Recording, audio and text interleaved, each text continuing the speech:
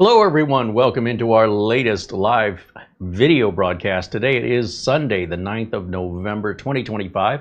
I'm CareyHolzman, and I want to thank our friends over at VIP-URCDKEYs for offering all of you a 25% discount if you're looking for legitimate, real Windows and Office license keys.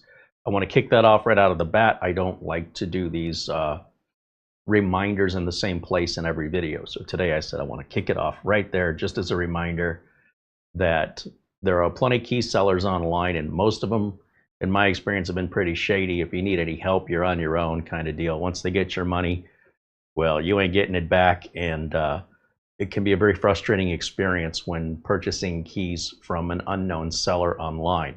So if you want to make sure you get a legitimate, genuine license key, buy where I buy mine, and you get a 25% discount. This is not a commission-based link, so whether you buy it or not, I don't make any more or less money. I just want to be able to save you guys money and save you the headaches of chasing down and dealing with all of the scammers that exist with regards to any sort of software keys for sale online coming from, well, prices that are too good to be true. So with that, just a quick reminder that this is their website. That's what it looks like. And the 25% off coupon code is Carey. The links are in the video description below today's video. And it's very easy to purchase. You're going to get an email with downloading and instructions. If you don't provide your own copy of Windows or Office that you can download from Microsoft, they'll provide you the links and how you get it from Microsoft. And then they also provide your activation code. That activation code is not going to require a phone call or anything. It's 100% legit. They have 6 months of support after the purchase. So if you do run into any problems, you just reach out to their support and they're going to make it right for you. Also, if that even doesn't work for some reason, you reach out to me directly and I'll make sure it gets done right. It's in their best interest to make sure that you guys are happy. Because if I'm finding out that that they're more similar to other key sellers online that are shady, we won't work with them anymore. Now, we've been working with them for about 3 years now, and I have to say, aside from the normal little mistakes here and there, it's pretty rare anybody ever has a bad experience or needs help. So one way or the other, I stand behind it 100%. I'm not aware of any other content creator that does that, but I'm also not aware of many content creators that work in the field of computer technician that have to sell computers and licenses to legitimate corporations, not just to somebody sitting in the basement at their house.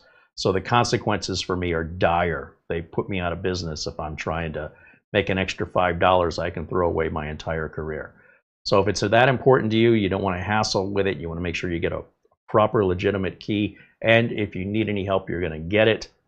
That's where I go to get my keys. And again, worst case scenario, should that even occur, which is highly unlikely, reach out to me directly. All right. Hope everybody's doing well today. Hope you're having a good Sunday, because today we've got another mini PC to review, and this is from Wowie. It's their new P8. Now, I'm super excited that I think I'm the only one to do a review on this so far on the 9th of November, 2025. I don't see any pre-existing reviews on this. So that means we have an exclusive, and I really appreciate Wowie sending it to us so we can be the first to take a look. Now, like any other PC, it looks pretty much like any other mini PC, but it's the internals. That's where things are, our focus and attention and value are going to be today. And let me show it out and say thank you to everybody that's joining us in our chat room. Also to our good friend Buster, who sends us a Amazon gift card in lieu of a super chat. And thank you to Jose Lopez with a super chat, and Alan Lindos just super chatted. And he says, hello all. Hissed the 1 p.m. today on the dot. Happy Sunday. Thank you, Alan. I think I got the gist of that. We do try to start on time. Thank you to Jose Lopez also for renewing membership, and welcome into membership. Mesu Manovich, not quite sure how to say your name, but welcome in to our members only. Katrina H is joining us, says hello. And I also see John and Eddie Casanova, Tech Smart Computers, David Graham, Nicholas Barlow, Richard DeFries, all joining us in the chat. There's our friend Mark Gaines, Scott, and Ben Laird. El Perez, David Herzog. Of course, Peter Laycock, that's who, when we say Buster, that's who we're talking about. Joining us from Bonnie, Scotland, where the temperature in Edinburgh right now is 49 degrees Fahrenheit or 9.4 degrees Celsius, and apparently raining. And we're still in the 80s, high 80s here in Phoenix. 3D Everything says hello. Shane Perkins joining us along with Doman 2000.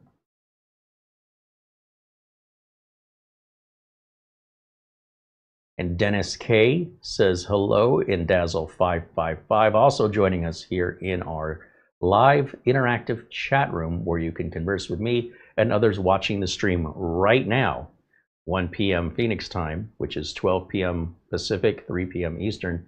So if you're watching within about 2 hours of, well, between now and about 5 p.m. Eastern, please join us in our chat. Say hello. Just as Michael and Sean Skinner and Frederick Lovegren are in there saying hello, along with Andy, W6AD. Here, Peter Retired and Jethro saying hello. Says they're experiencing a typhoon where he's at. Well, you stay safe. That's got to be scary. The mini PC. Wowie has sent this to us in exchange for a review. There's no money or contracts involved, right? They just feel very confident that they have a good product here, and they don't require me to follow any script. They don't require me to film this video pre-recorded and then submit it to them for approval and then make any changes if it's not approved before allowing you to see it. Most edited reviews you watch are not reviews. Here on YouTube, the platform no longer pays enough in advertising in order to sustain a YouTube channel full time, unless you have over 1 million subscribers. And even then, what you really need to survive on this platform are sponsors, and sponsors aren't going to pay you money to be critical of their product. They might do it once, but probably not even then. So there's often non-disclosure agreements or NDAs involved. And what you're really watching is a commercial. There's no enforcement, really, what's going on here on YouTube with regards to advertising versus true, unbiased, independent content. So you as the viewer have to figure it out.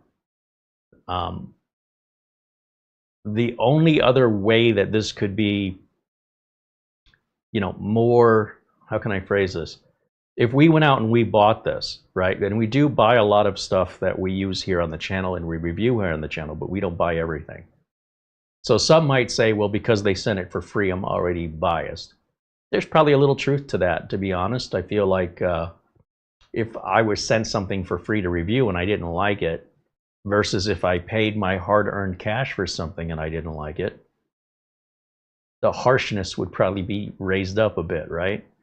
However, I will say right out of the gate, if you're new here, I call it as I see it. And these manufacturers, many of the manufacturers, such as Wowie, we've worked with before, and we have an idea of what to expect. I don't expect this to be a bad review. Unlike other content creators, I'm not looking the other way to take a check. What I'm here to do is to be honest as I am with my customers about whether or not it's something I would recommend.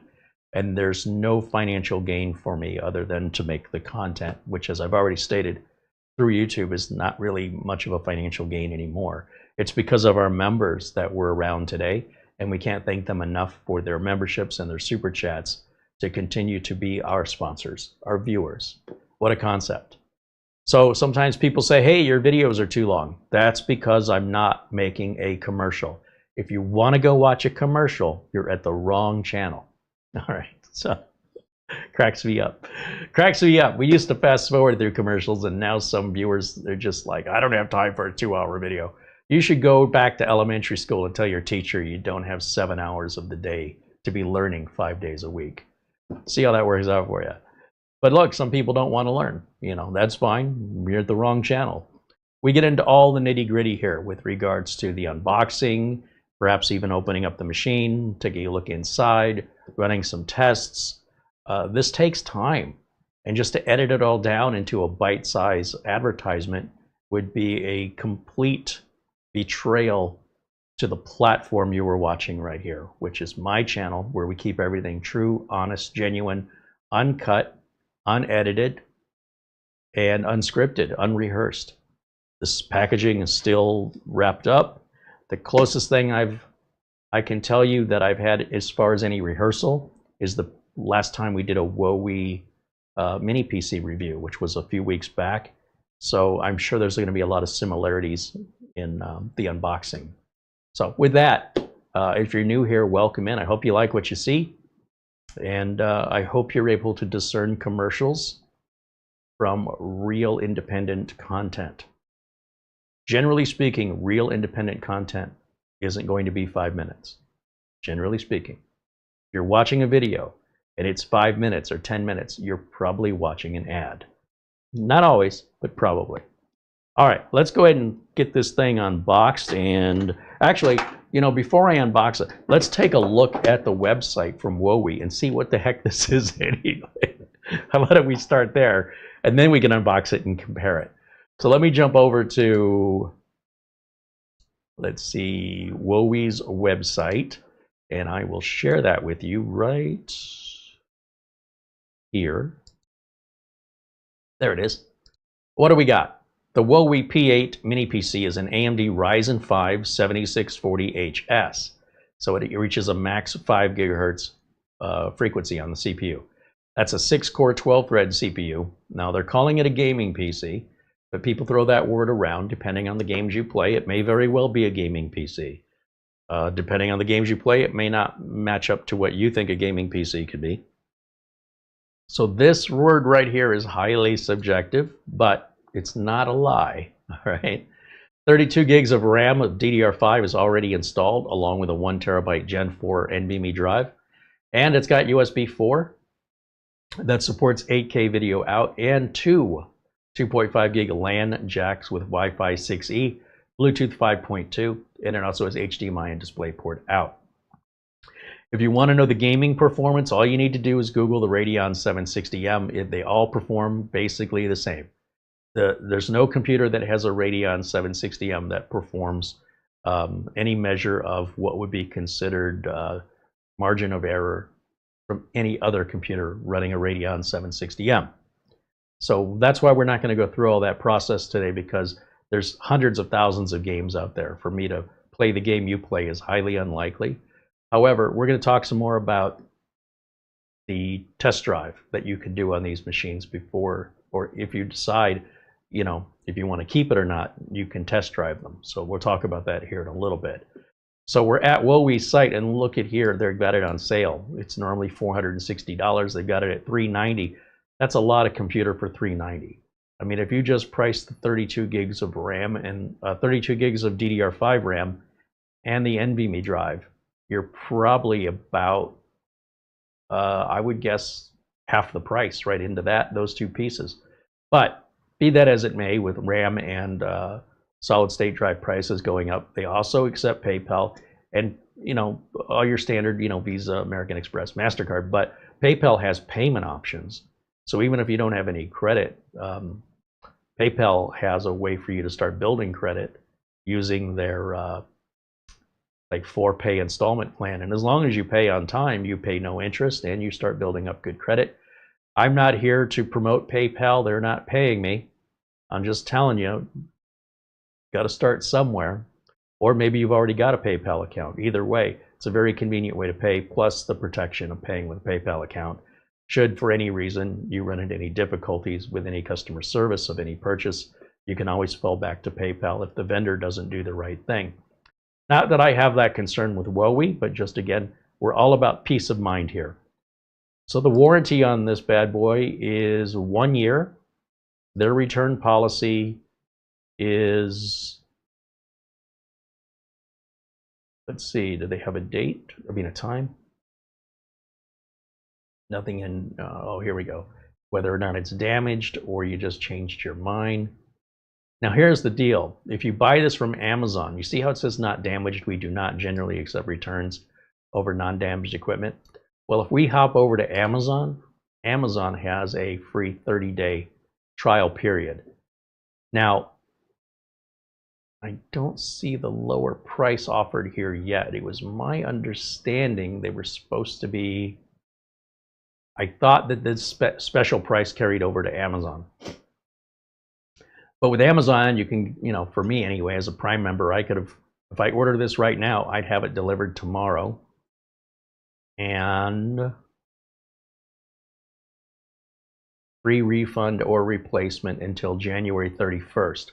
So what that tells us right here is that the Christmas shopping is on.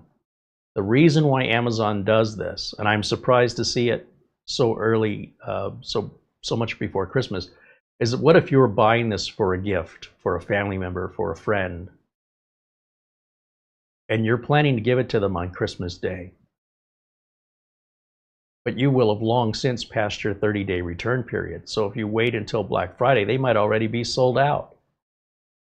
So the idea here is Amazon wants to encourage you to go ahead and make the purchase now for Christmas, and the receiving party, whoever you gift it to, which includes yourself, by the way, they don't know you didn't receive it as a gift, has a free return. Instead of 30 days, you're good till the end of January 2026. So we've got the rest of November, December, January, and that's almost 4 months. We're looking at well over 3 months.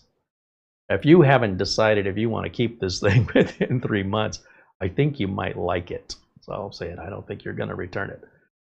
So a little bit of detail here that repeats back what we saw on the main page.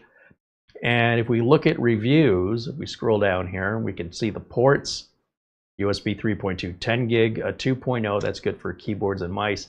HDMI out supports 4K 60 Hertz, same with DisplayPort, two 2.5 gig RJ45 jacks, and our DC barrel power connector. On the front, two USB 3.2 10 gig per second Type A's and a USB 4. So just that single USB 4 up front, audio jack, and the power button. So all pretty straightforward. And looking down at the reviews, there's no way this has 64 ratings because we're the first ones to get it. So, well, at least to make a review on it. It looks like people are reviewing. I see what's happening. Okay. So there's a lot of R5 3550s. That's a much older generation. And if we come up here to our shopping options, all of these reviews that we're looking at cover all 4 of these products apparently. Anytime you look at an Amazon page that has multiple versions of a product, it's important when you read the reviews that you understand which item the review refers to. And you'll usually find that under the review. As I was just pointing out here, some of these don't have the information. This one does. And this one does. And it does look like they've got some free reviews. You'll notice the free reviews are all 5 stars, right? Because if you were to give it 1 star, you're probably not going to get any more free stuff to review. That's the problem where there's an inherent bias for the person receiving the free product to want to continue to get more free product. So it's hard to take these seriously. They should be somewhat critical. I think that when you see 5 stars and there's nothing bad to report and it's been given for free, that person was basically making a commercial. I'd love to see, 4 out of 5 stars. Point out some things that could be better, just to show that just because you got it for free, that you're not looking the other way for things, that you think could be better. This person says, where are the drivers? Windows updates are failing. So they're referring again to the R5 3550H. Let's talk about the drivers. And you should be looking at this anytime before you buy a computer, especially if it's a name brand you don't recommend. See if the company has a website. And as you can see, WOE does. So where are the drivers? Probably where it says driver support, right? That would be my guess. I don't know why somebody would complain. It's pretty easy to find. Now these appear to be, let's see, this says driver package for the Huawei P8. It's going to take us to Google Drive. How big is this package here? Oh, it's only 1.2 gig. So you're not getting the full Windows installer, you're just getting the drivers. So you got to be careful with the reviews because, quite frankly, there are people that are leaving reviews that have no idea what they're talking about. They're completely clueless. And instead of asking people to educate them, they lash out and they're nasty. They spit venom and they act like they're being attacked or that they've been swindled when they haven't even so much as asked or verified or confirmed that they fully understand what's happening. So this idea that somebody might lash out like that is very concerning to me. And I'm always watching for YouTube videos or particularly Amazon reviews where it's a Vine giveaway product, so you can dismiss all those. Gee, I wonder if they liked it, and also the folks that are just angry at the world and refuse to acknowledge the problem is with them. They have a bad attitude, and they're just going to go through life like that. I mean, best to keep those people out of your life. They've got, maybe at some point they were swindled. I don't know what their history is, but now they got PTSD and think everybody's always trying to swindle them all the time. Never give anybody the benefit of the doubt. Never ask for clarity. Never ask for help. It's kind of a shoot first, ask questions later mentality, which, when we look at reviews, what I'm trying to look for myself is I'm looking for somebody who points out the good and the bad. And you're going to find that with my channel. I'm always going to find the good and the bad. Even if I'm already in love with the product, I can almost guarantee there's something I can recommend to make it even better. And if I don't do that, I feel like I'm not doing my job. I'm not being unbiased, and I'm not being transparent, and I'm also not being equal with regards to both sides. There's always two sides. And if anybody only wants to talk about the bad or somebody only wants to talk about the good, that's half a review. That's the way I see it. All right, let me get back over to the chat.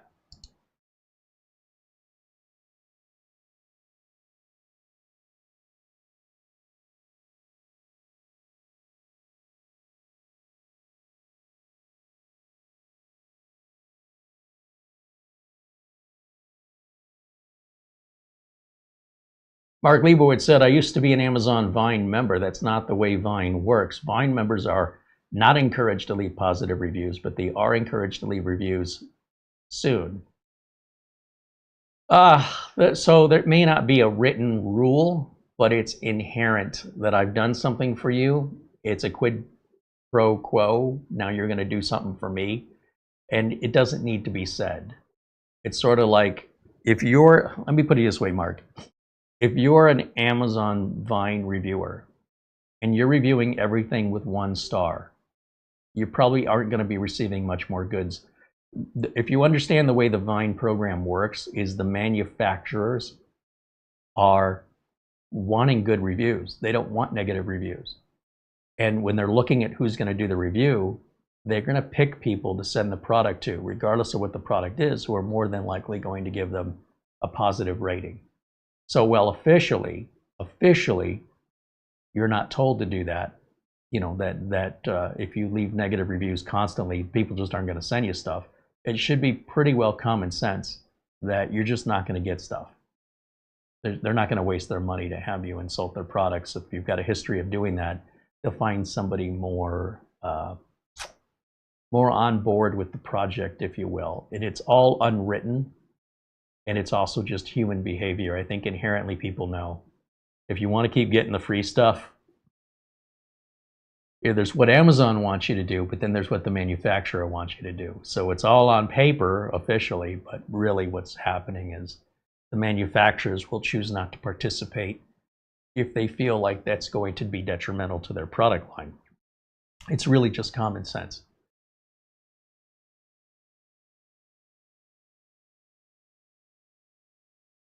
And I noticed you say used to, so what happened? How come you're not anymore?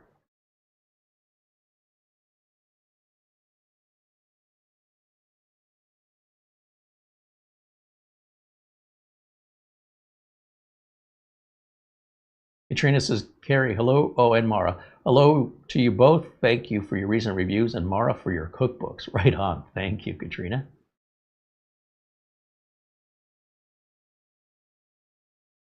Morton Bob joins us and says hello. There's Francis Oma and Gary Linane saying hello. And John Williams and Brian Weber. Welcome in, everybody. Sam Lazar joining us from Melbourne, Australia. All right.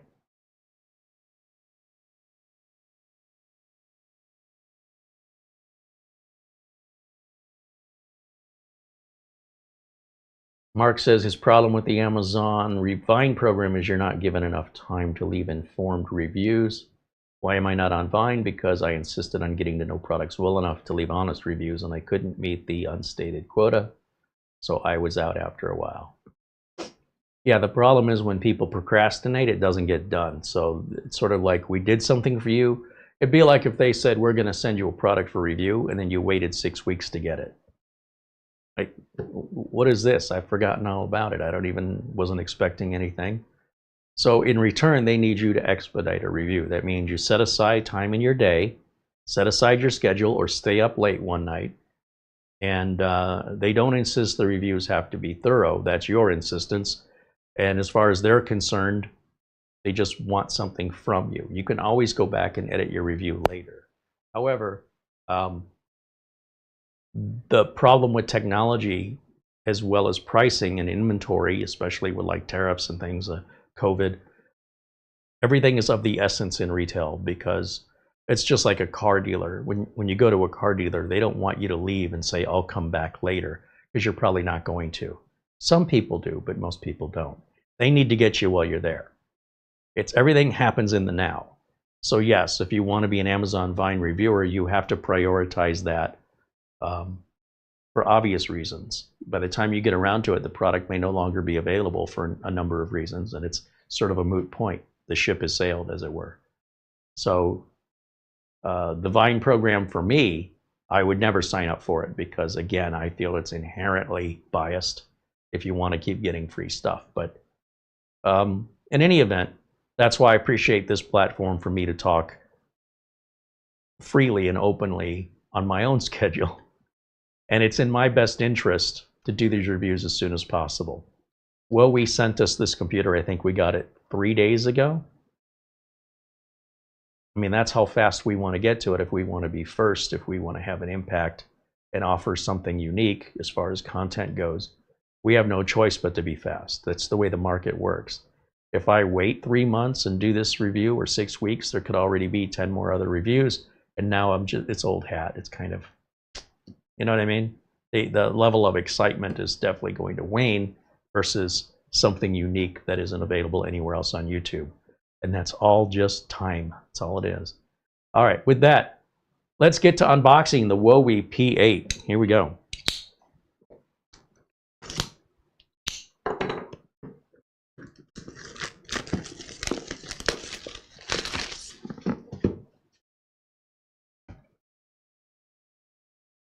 I'll put that right there so you guys remember what the heck we're working on here.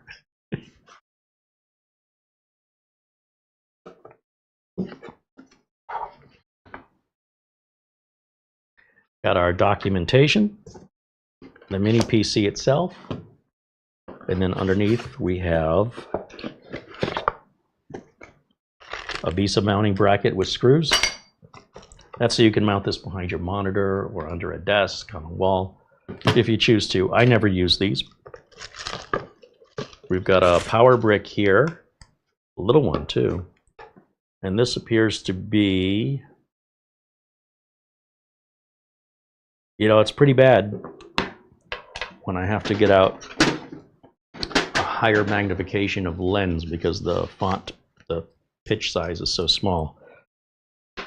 Let's see. 120 watts, actually 118, but we'll round it up. And then we have a short HDMI cable, and they include the short HDMI cable. If you were to mount this behind your monitor, you wouldn't want a 6-foot HDMI cable just hanging there, looping around. So I don't normally use these because, me personally, I don't normally use these. These two things usually kind of go hand in hand. All right, so what I'm going to do now is let's take a quick look at the, just the aesthetics of the unit and the ports.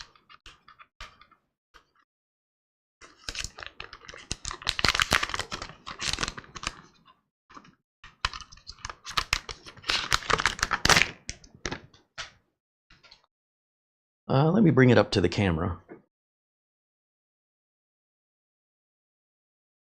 So it's that familiar design with the mesh top. We've got our AMD Go Faster stickers right on there. Up at the front, looks like we have a little film to peel off right here. I can get that. It's just gonna stick everywhere. Put it there for now. Okay, back to the front. We've got a couple of USB Type A's, USB 4 Type C, our 3.5 millimeter audio jack, red power button, just ventilation on the sides. We've got screws that we can access without having to remove any rubber feet. That's always a good thing. There's our heat sink for the CPU. You're going to feel the hot air blow out of there. And then, of course, our two 2.5 gig Ethernet ports, barrel style power connector right there. Our HDMI, our display port, one more USB 3 and a USB 2, which is ideal for your keyboard and or your mouse. There's no reason to waste a high-speed USB port because nobody can type that fast. Okay, I think we should power it up. So let me clear some space.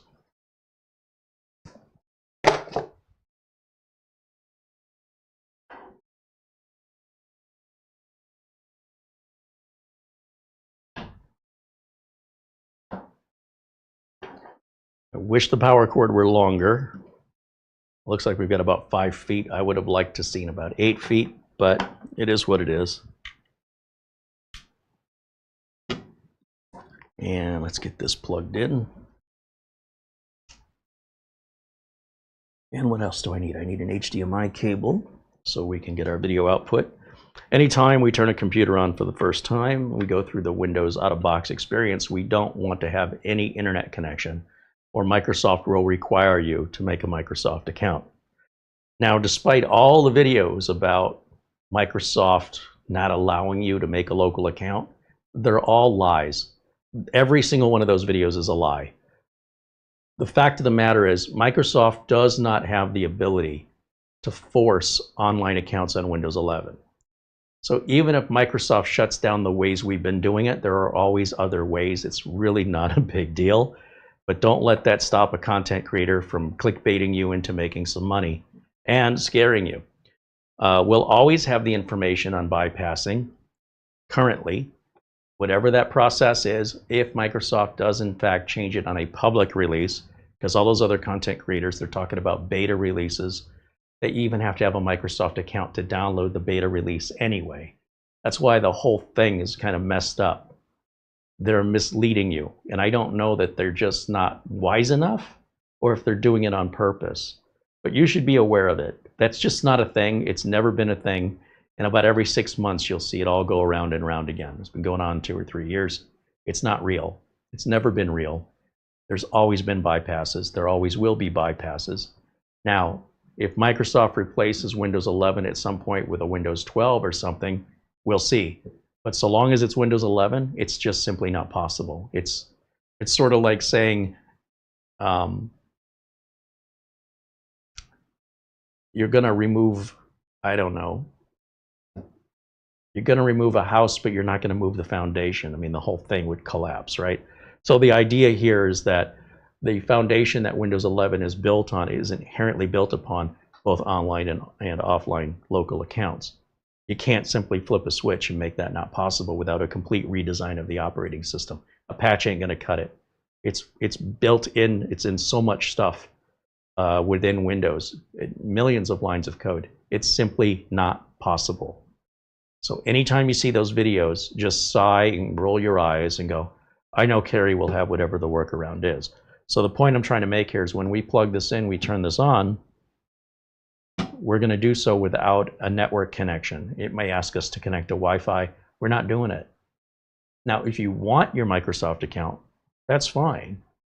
I don't use a Microsoft account for my reasons. But that doesn't mean that you don't have to. There's nothing inherently wrong with it. In fact, it'll probably benefit you to have it.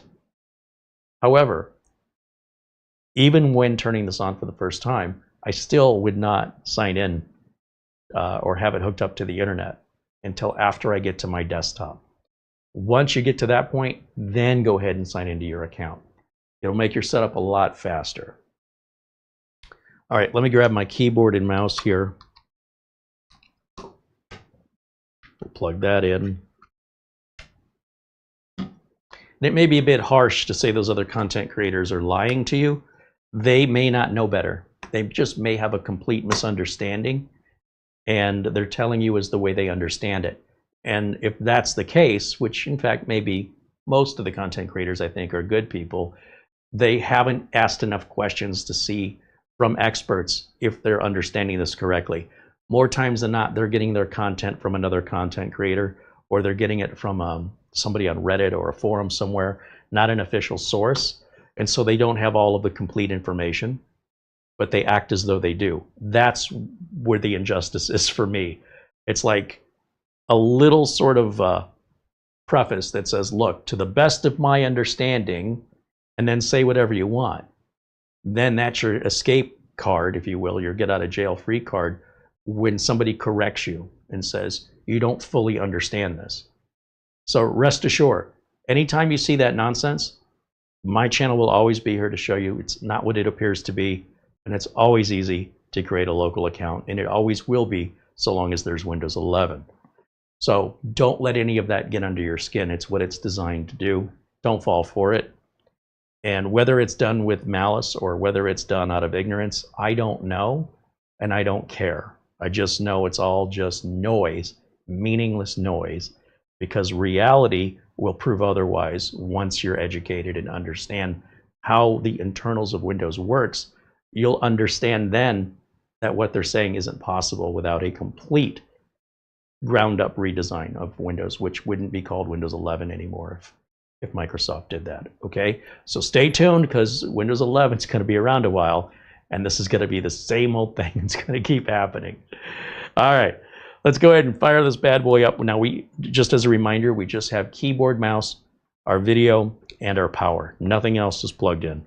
We'll turn it on. There's a little blue light that comes on right here, and then I'm going to switch over to our streaming computer to capture the video that comes out of this. So right now, let me jump over there.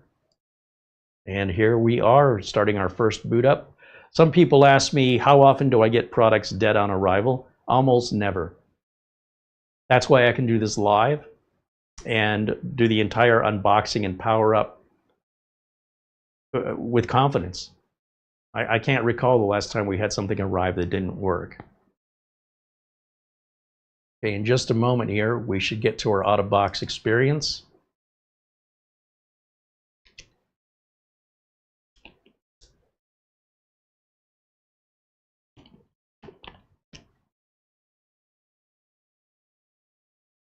I don't expect to see Windows 11 25H2 on here yet. It's too new. But I am curious if we have Home or Pro on here.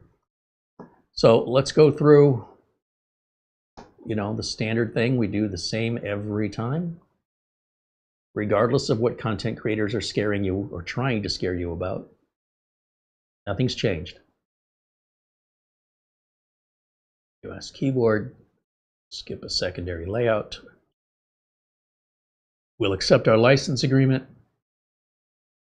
I will put the name of user in here with the password blank. That's called a local account. See how hard that was? Totally worthy of 100 videos on YouTube to warn you can't do that. I don't know what they're ingesting, but I'm glad I don't have any of it.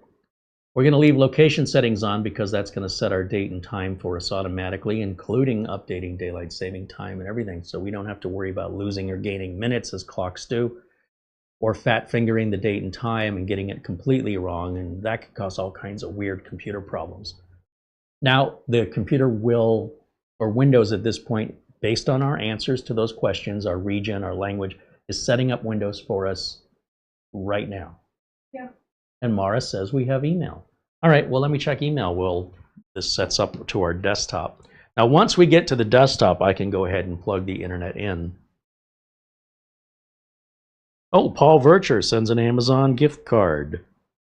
Paul says, I hope you enjoy the Amazon gift card. Thank you, Paul. Looks like in lieu of a super chat. We appreciate you very much, my friend. Appreciate you supporting the channel and keeping us independent so we can tell it like it is, even if it's not the popular opinion.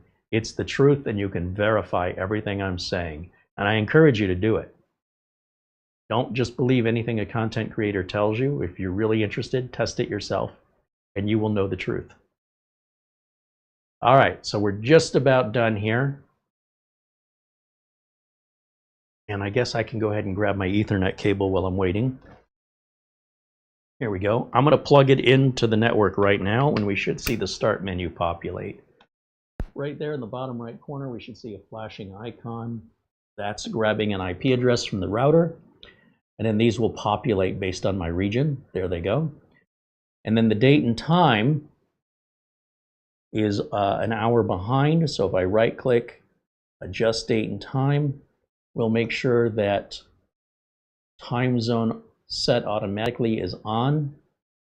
And there it is. It takes care of it for us. Let's go ahead and hit Windows Update first and foremost, because that's going to take a few minutes. And while that runs, we'll take a look at some of the system specs, device manager, all that fun stuff. I'd just like to turn a few things on.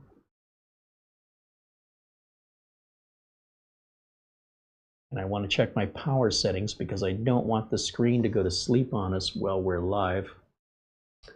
I've noticed lately that on a brand new Windows install, it wants to restart after a pretty small Windows update. And I don't know which update is causing this, but it's kind of a new thing that's been happening. But that must be a pretty important update if it's requiring us to do that before we grab any other further updates. So let me go ahead and get that out of the way. It's a pretty small update, it only takes a minute. And then once we restart, we'll go back and check for updates again, and then we'll just take a look at the device manager and system properties. And we'll see how this thing is spec'd out, who makes the network card, who makes the Wi-Fi, what version of Windows 11 do we have, and is it Home or Pro? We're going to find all that out here in just a minute once this restarts. Everything is filmed in real time. And, just like life, you can't fast forward through it, and you'd probably be regretful if you did. So I'm going to let that run here for a minute. Let me come back over to camera one and see if you guys have any questions for me before we get much further.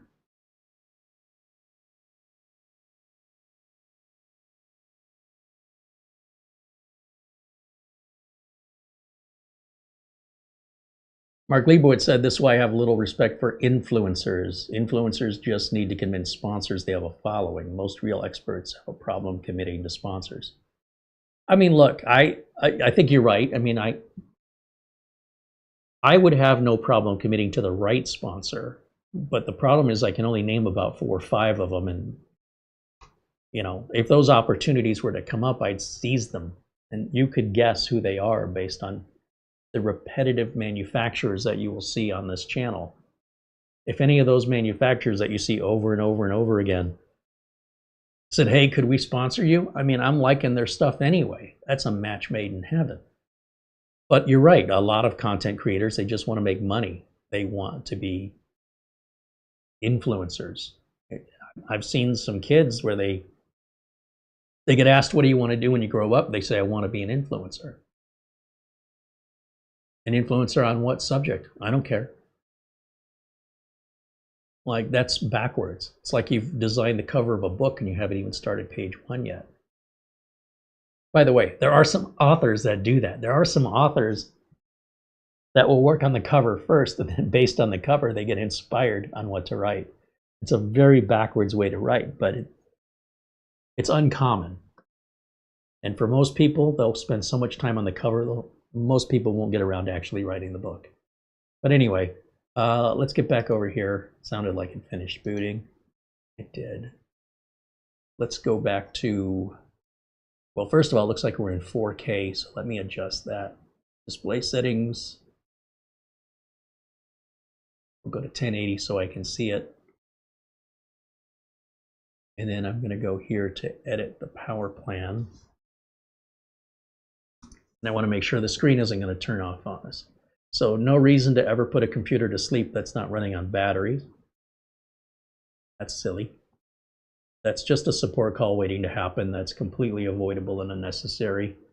Let's go to Windows Update, and let's go back to what I was doing over here, checking for updates.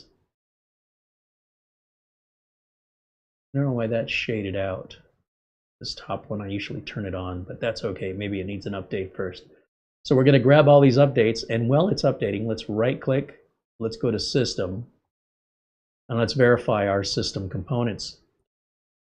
AMD Ryzen 5 7640HS with that Radeon 760M built-in graphics APU. It is Windows 11 Pro. It is 24H2. All that's good.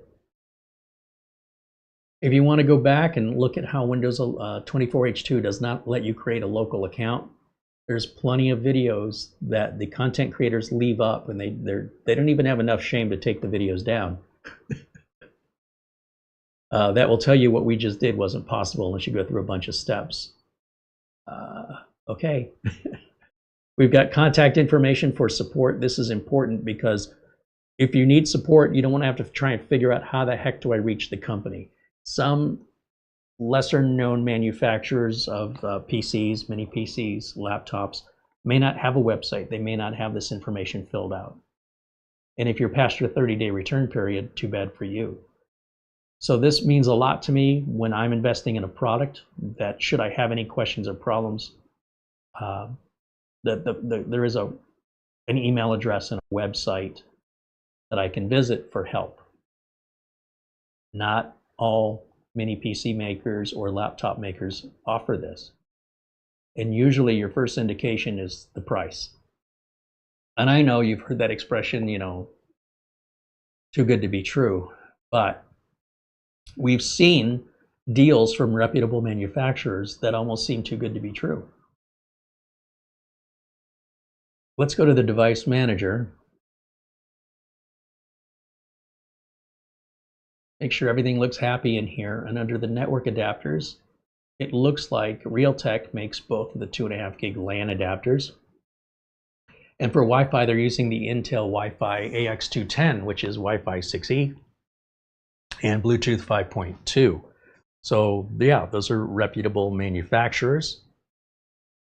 And you can download your drivers individually if you wanted to, from Intel for the Wi-Fi and from Realtek for the LAN, if you wanted to check for newer versions of these drivers than what Huawei offers.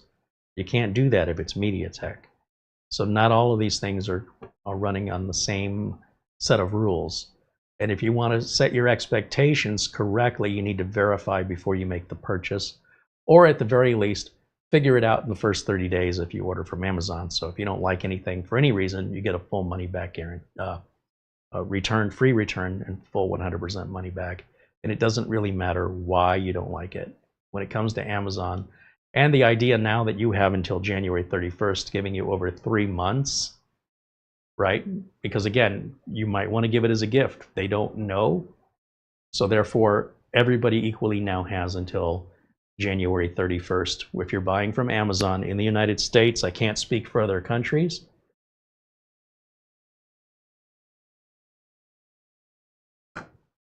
But just watch for it on the product page. If that's not peace of mind, I don't know what is. That way, it's a real easy decision. If you think this might be the right computer for me, there's only one way you're really going to know for sure, and that is to buy it and try it. If you don't like it, 100% money back guarantee. But if you can't figure it out between now and January 31st, like I said, I think you'll like it. Yeah. And another email. Thank you, Mara.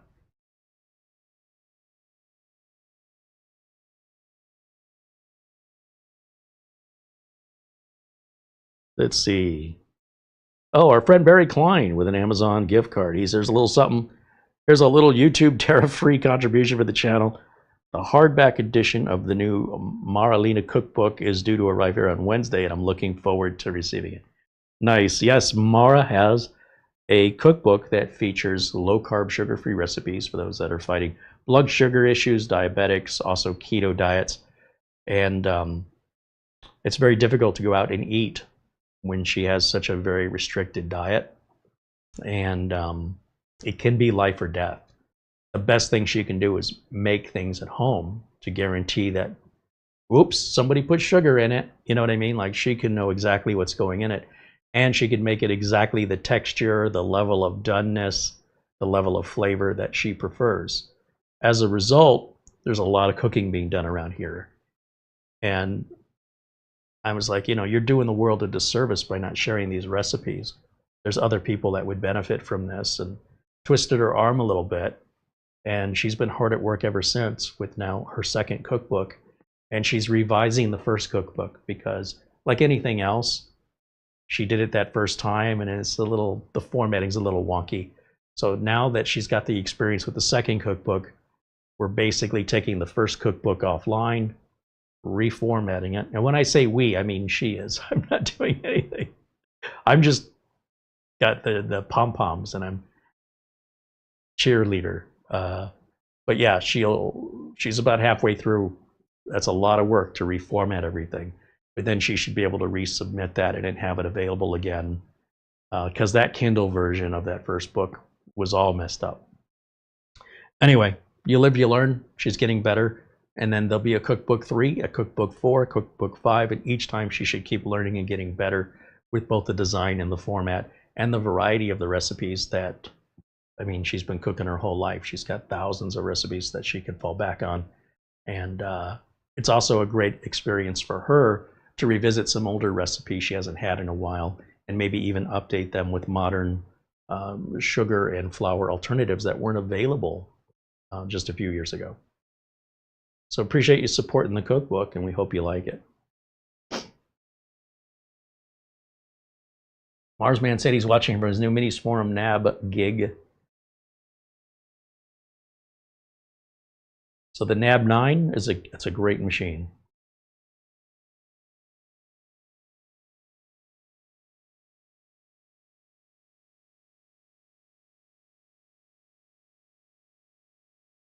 Mark Leibowitz wants to know if I've ever needed to go through a warranty fulfillment with Wowie after the Amazon period has ended. I'm curious to know how it worked out. Listen, I very rarely see bad computers anymore. The problem that you run into with really inexpensive mini PCs, let's say, for example, like right now, if we were to buy this from Amazon, and we loved it, we've been using it every day, but now it's summertime, we're long past the return for Amazon, but we're still under the 1-year warranty. What's the process? I don't know. I have no idea. The question ultimately becomes, is it worth it to you? Because here's what happens in my line of work. My customers that run businesses do not have the convenience of time to return something via mail and wait for something to come back, regardless of whether or not that is only going to take 2 weeks. Let's say we mail it out. Let's a best case scenario on a return would be we file for an RMA online, we fill out the forms. Within a day or two, whatever the next business day, let's just say it goes smoothly, we get our return material authorization, instructions for packing and shipping. Then we take it over to the mail service. We wait in line. After packing it up, we pay for it. And then we wait about a week on average. Then they should let us know we received it. We're looking it over now. We'll get back to you in a couple days. And then usually a couple days later, company will say everything's fine. Your replacement's been sent.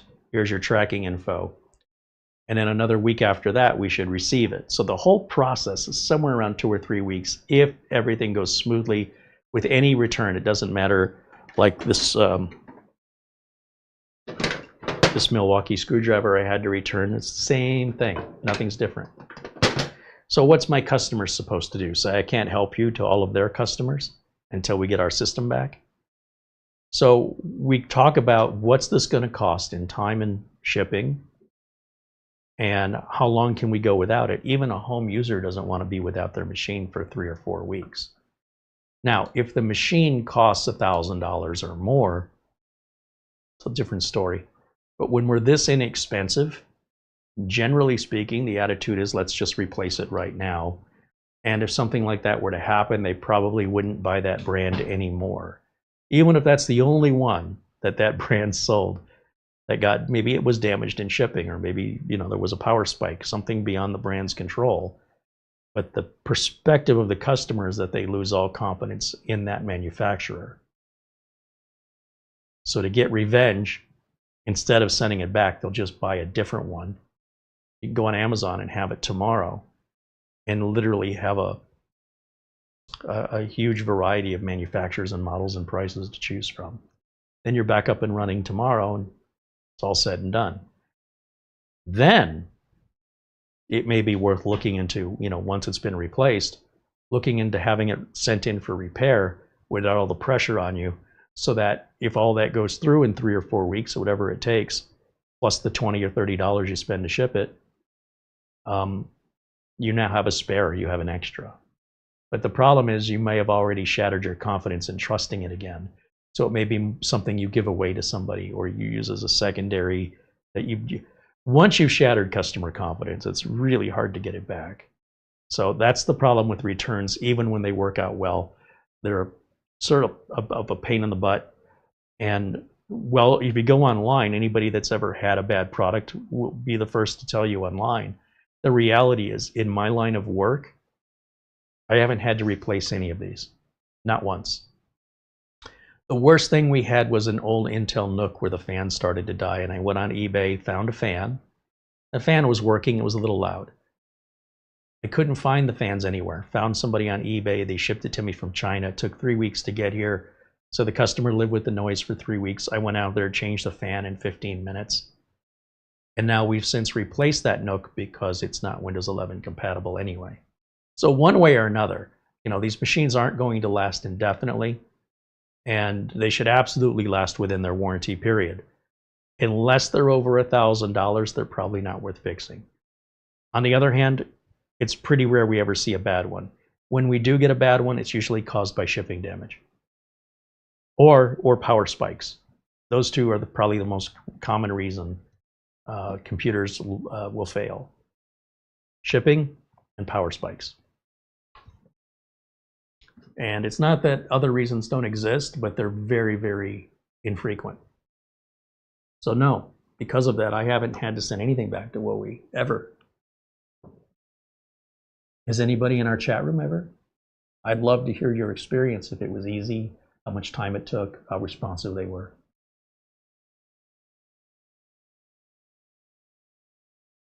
Mark Leibowitz said, given the low price of these minis, I'll buy them for clients, and if a warranty issue comes up, I'll just buy them an immediate replacement and then later resell the warranty. Yeah, exactly. You're supporting it the same.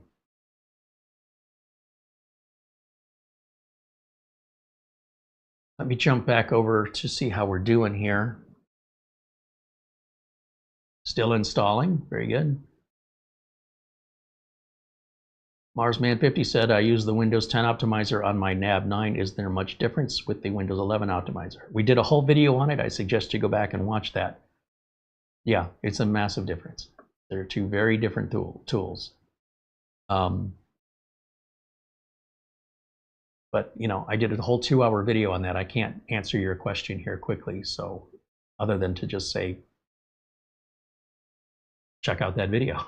It's there waiting for you. Let's see.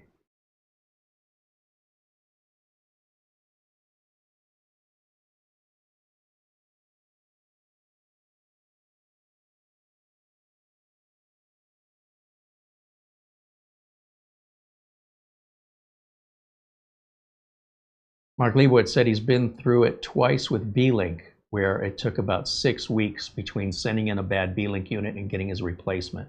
He's not complaining given the price, but just something to be aware of that's if it's important to someone. This is true. If that is important to you, you should stop looking at the lowest priced computers.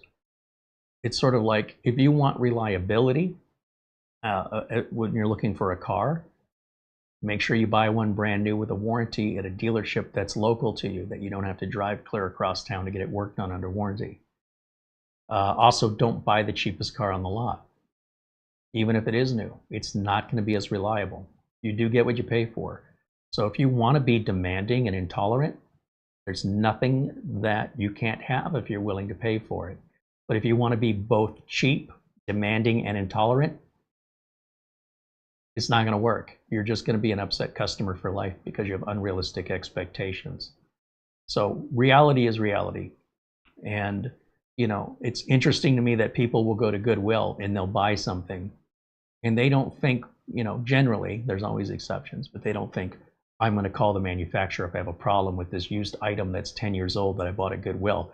They understand what they're buying and why it's so inexpensive. But why this doesn't associate in people's heads as often as I'm seeing it, that they think the Rolls Royce that's $250,000 should give you the same customer service and the same reliability as the cheapest, I don't know, who's a cheap car manufacturer?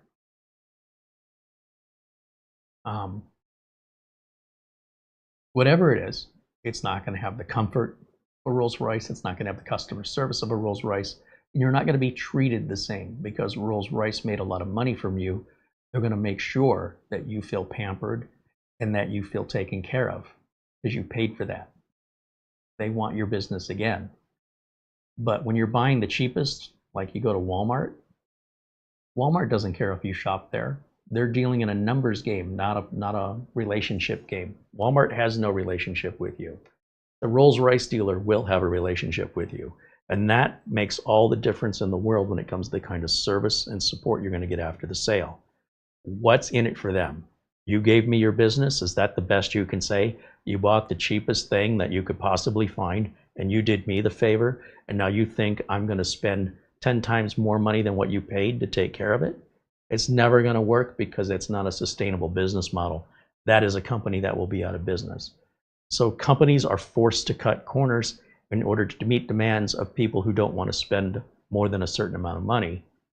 And then those customers think that they're going to get treated the same as somebody who spent more. It's just never going to work out that way with any business on the planet. It doesn't work like that. There are customers and there are good customers. And when you're shooting at the bottom of the barrel and that's as far as you can go, customer service generally doesn't get worse than that because the price doesn't get any lower. If you want that peace of mind, pay for it. If you don't want the peace of mind, save your money. But overall, just like doing the bare necessities, being able to say, yeah, they're going to honor the warranty. Yes, it might take a little while. And we're talking about just in general, not with WoE, because I don't know. But if you want those kind of guarantees, you need to pay for them. I'm sure they'd be happy to sell you an extended warranty with expedited return service. And the reason why manufacturers sell extended warranties is they're almost never used. So it's just like handing them money to do nothing. So if you're one of those people that says, well, it always happens to me, I don't know how it's possible that they can make money from extended warranties with the number of problems I've experienced with other things in my life. If that's your mentality, then it's worth it to you to buy that extended warranty. And it's worth it to them to take it because they feel exactly the opposite. You're never going to use this, so we're just going to take that money. And they'd be a fool not to. So that's the economics. That's how it works. And that's why extended warranties are pushed so much. It's 100% pure profit. Very few times are those warranties ever actually utilized. Oh, and I have more emails. All right. Thank you again. Let me get back over here, see how we're doing. Still installing? Okay.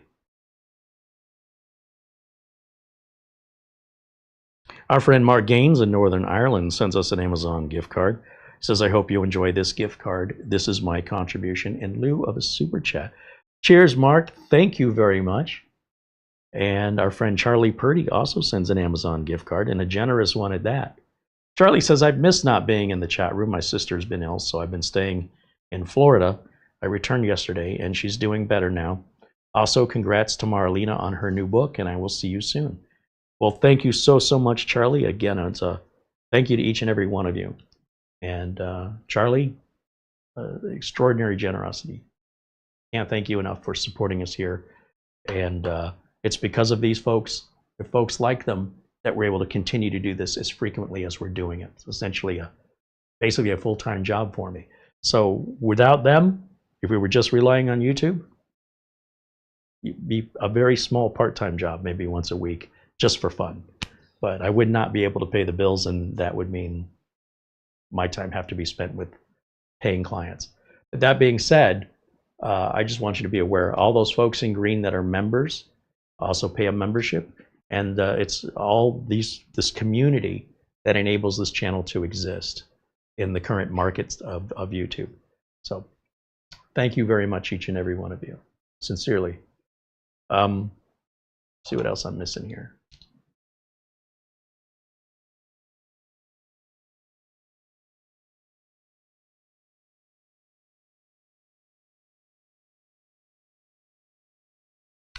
Mark Leibowitz continues on. I had a discussion with a client for getting one of those mini PCs I have on hand. He decided the lower price of the mini PC was not worth having the quicker warranty support of Dell or HP or Lenovo. Yeah, exactly. There's nothing wrong with that. It's like, I don't want to buy my car here because you don't have it in the color I want. It's your money. You should get the color you want. Even if that color costs a little bit more. That car in red is $2,000 more. You want the red, you're willing to pay the $2,000, you have every right to go get it. If that dealer doesn't have it, go get it at another dealer. 100%, for sure. Customers should be happy. Almost done with this big preview update, and then we'll restart. And then I think after that, we'll open this up and see what it's like to upgrade, what it's like on the inside.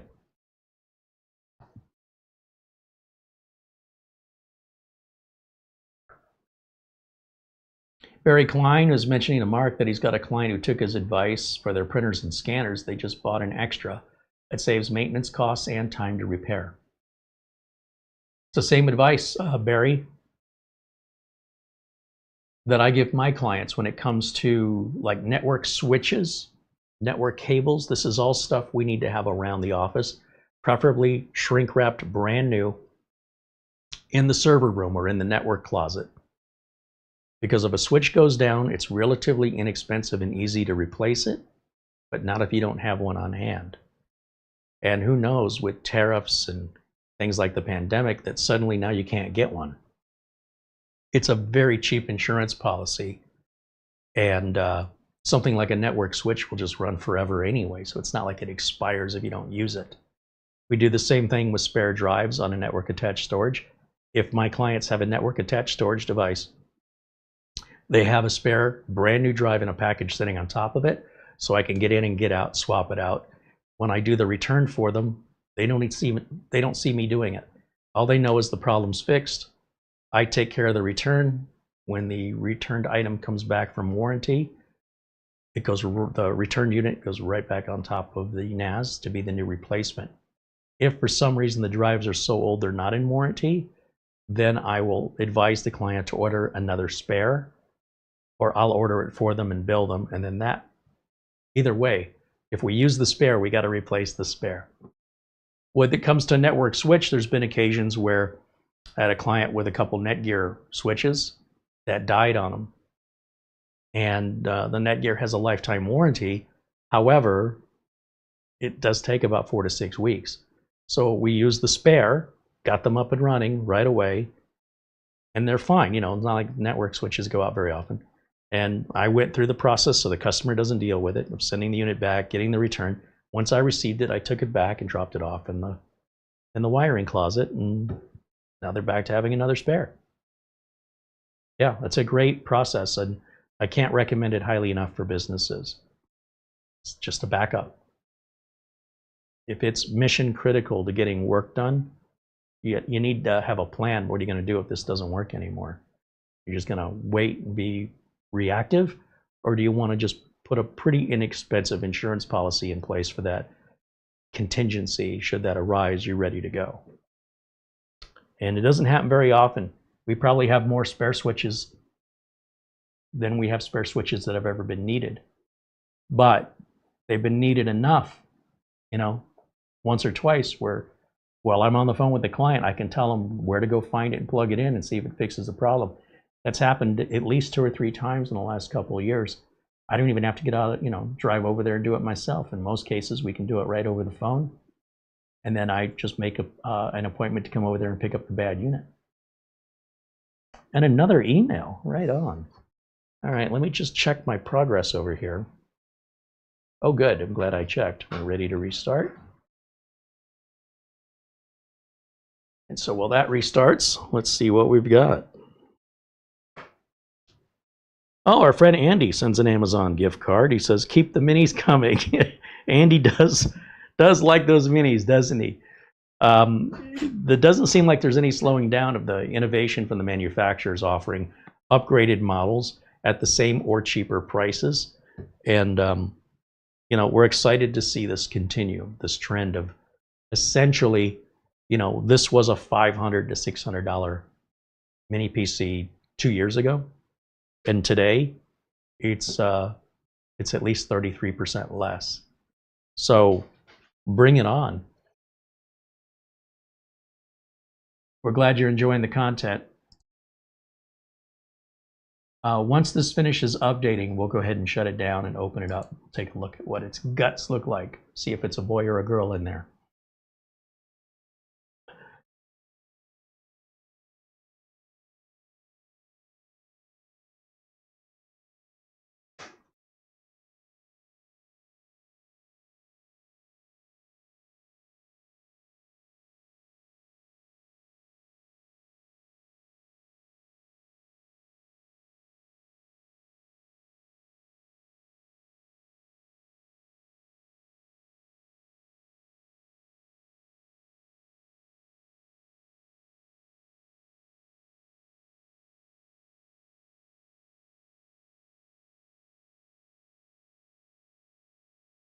Yeah, it looks like it's just rebooted again after that big update.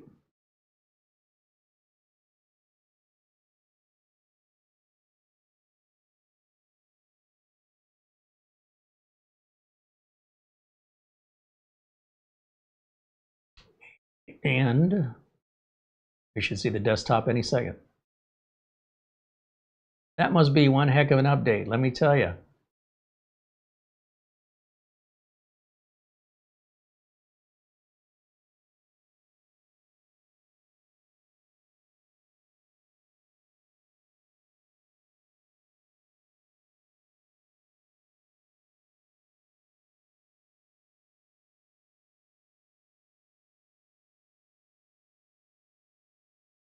I'm just looking in the chat while we're waiting to see if there's any other questions I might have missed.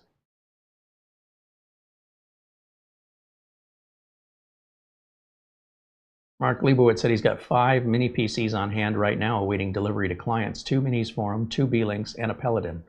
All have great track records. Yeah, and again, this is the kind of feedback we love to hear, actual experience, not just anxiety and conjecture.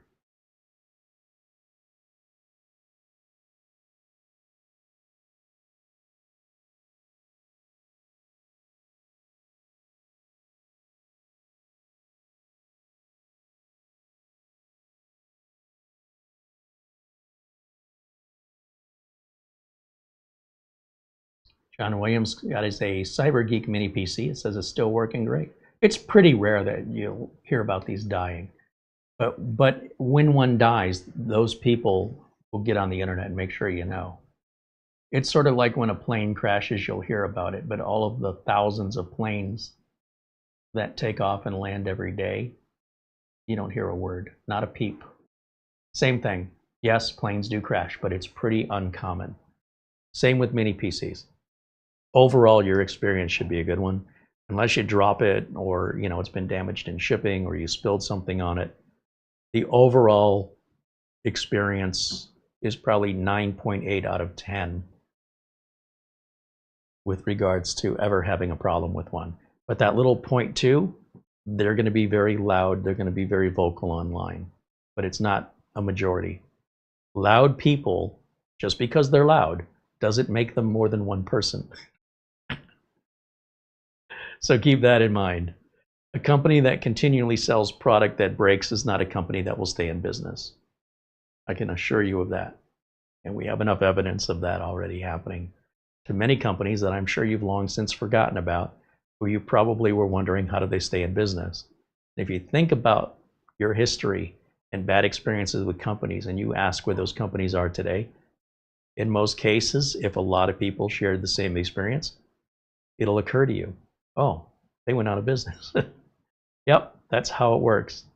Now, we're still trying to finish this big update here, and we're just doing this in real time, so it'll take what it takes, but you know, it's Microsoft. What are you going to do? It's not an indication of this computer's performance at all. Microsoft's Windows updates will bring down even the most powerful of AI-enabled servers with updates like this.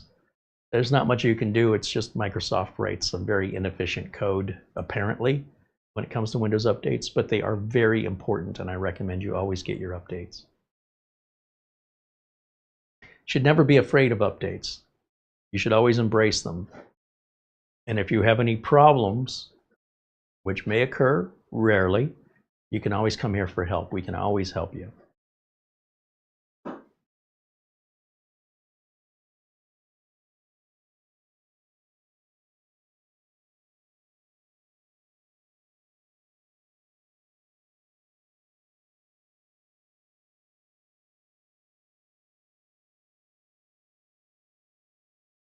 Well, hopefully, we're going to get to the desktop soon. What an update.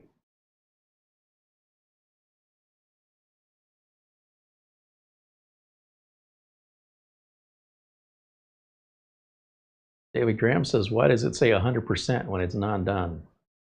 You're going to have to ask Microsoft that question, my friend.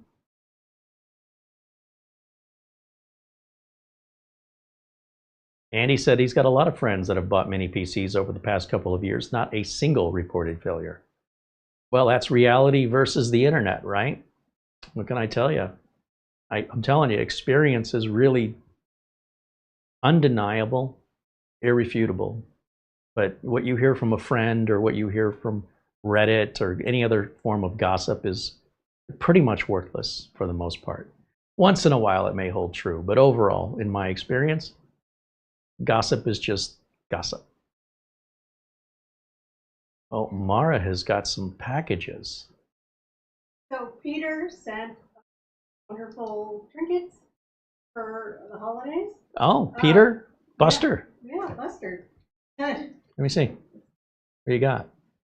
Amazon just dropped some. Those are for your cakes or cookies. Oh, she got cookie cutters, or what do you got? A dragon? Yeah. And another little baby dragon. Mm-hmm. Are these like silicone? Yeah. Oh, what is this? 2-piece dragon silicone mold. Yeah. For cake decorating. Well, I guess Peter wants you in the kitchen. This is for you. I haven't opened it up yet. This is a very early Christmas gift. Yeah. Hi, Carey. Enjoy your gift. Merry Christmas from Peter Laycock. Wow. Not even my birthday. Live show. What are you going to do? Just showed up at the door. What else you got? I see it's Star Wars. David Prowse and James Earl Jones autograph. This has got to be a replica of their autograph. Of course, David Prowse played the character behind the mask.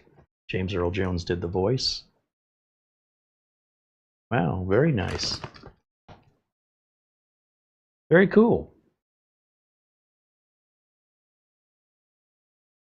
You can tell David Prowse writes Darth Vader because the D is exactly the same.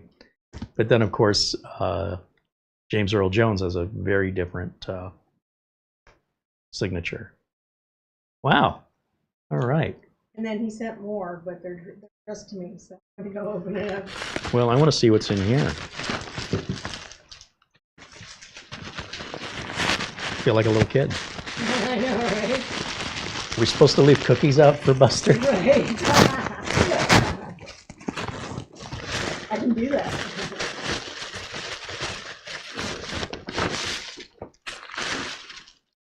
Star Wars dad jokes. What have you done?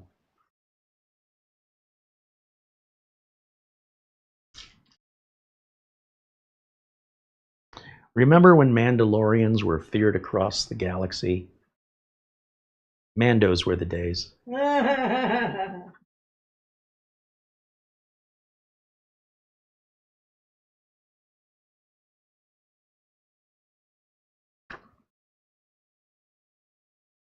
I recently found out how much it cost to build the Death Star. It was astronomical. You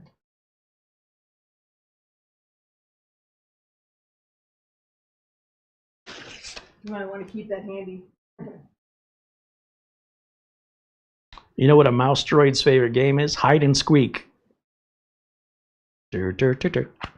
Dur, dur, dur, dur.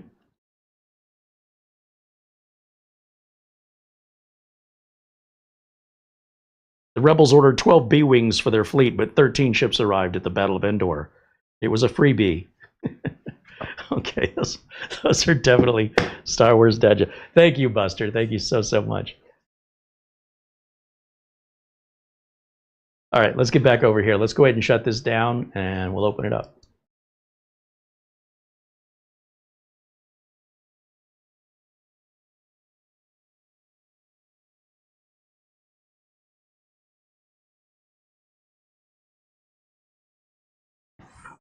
Let's see, clear some space.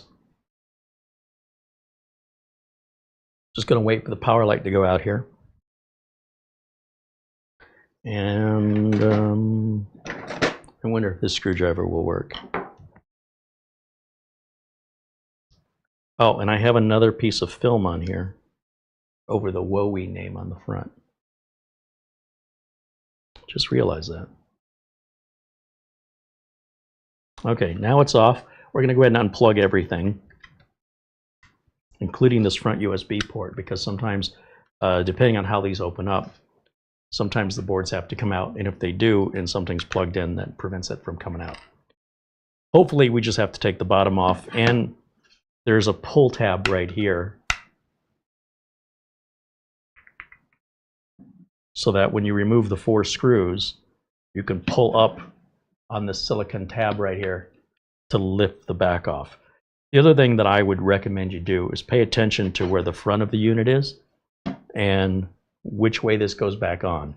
So the pull tab is going to go, like if this is facing the upside down, that pull tab is going to be on the back left. Not that I wouldn't figure it out eventually, but it's best to figure that out and pay attention to that now. Oh, Mara's smiling. What have you got? Oh, wow. So he sent you one of these that was black, right? And now you've got one that's purple. Yeah, which is another one of my favorites. Wow.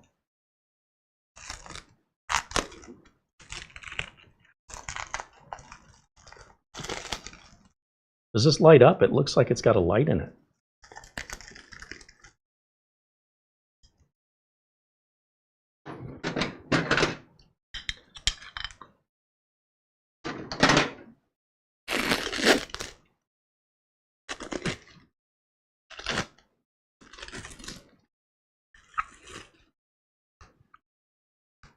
It's got some place for batteries. Oh, I guess we'll put we'll put a battery in it. And oh, and it's got a button on the front. yeah. Yeah, it takes 3 AAAs. And then the button. Batteries in it. I love it. I Nice. Absolutely And look at the stunning. foam. Looks like little hearts. Absolutely. Well, you can tell Buster thank you right now. Thank you, Buster. That's amazing. You're so thoughtful. It's making me look bad now. Very romantic. Let's see if this driver is going to work. No, this driver has too big of an end. So we'll grab the precision drivers here.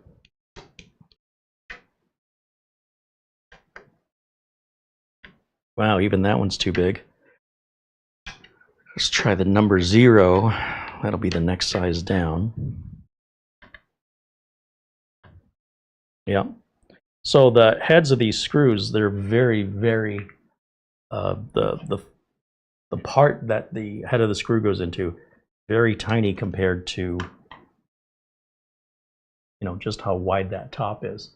The hole is super tiny for the screwdriver to fit into.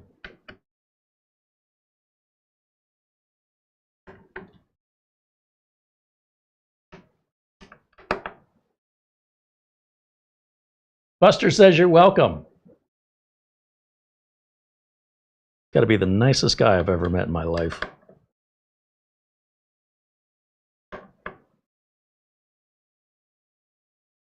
All right. Let's try this. Pull this up. Ooh. Okay, nothing's attached to it. That's good. If you're wondering what the two brass points are here, that's where your VESA mount would attach if you wanted to hang this. Now we have a cooling fan over the RAM and SSD. While I enjoy seeing that, it does make it a little bit more complex to open the unit up. Now the last time we opened up a unit like this, as I recall, it used 3 screws. It didn't have one in every corner. Let's see if that's still the same.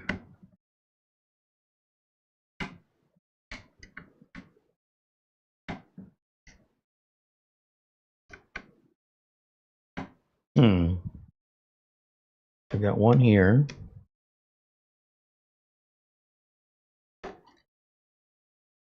We've got a shallow one right here. It's the top left. And I think the last one is right here.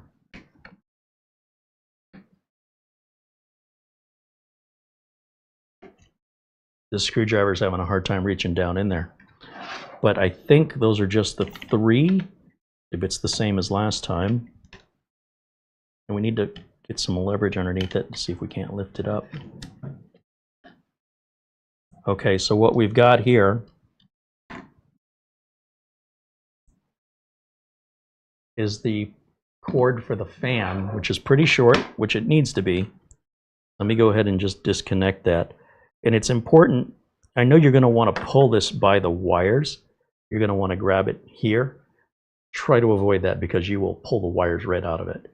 You really want to grab it by the small lip that's on the connector.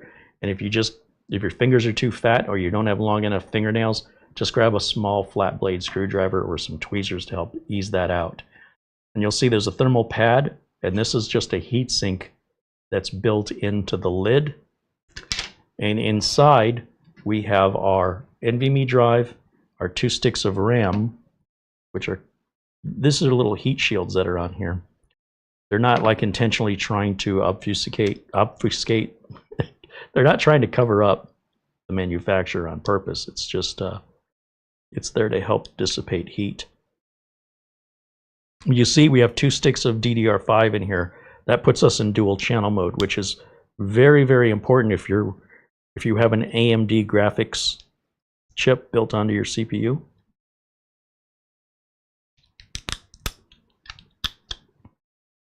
Yeah, this is like a metal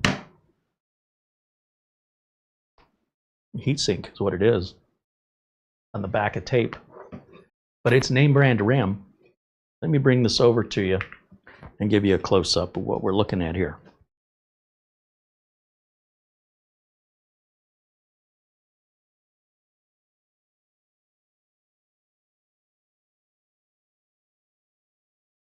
Crucial RAM, 2 sticks, second NVMe slot right there.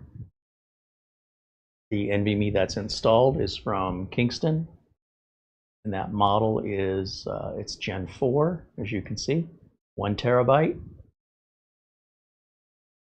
And you see that white and black wire? You know where those are going? That's going to the Wi-Fi card, which is often located underneath the NVMe drive. And as you can see, it's not soldered in, so you can replace the Wi-Fi card if you wanted to. I wouldn't want to. That's a good one. It's an Intel. And that's pretty much all your user serviceable stuff right there. I would imagine the CMOS battery will be on the other side, but you shouldn't have to change that out, likely for the life of the unit. So overall, pretty easy to get into. very expandable. And, you know, they sell DDR5 modules now that are 64 gigs each. It might cost you $300 plus to buy them, but you could have 128 gigs of RAM in here. Not saying you should, just saying you could.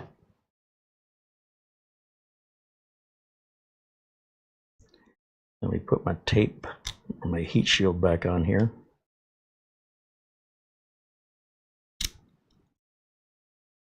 There we go.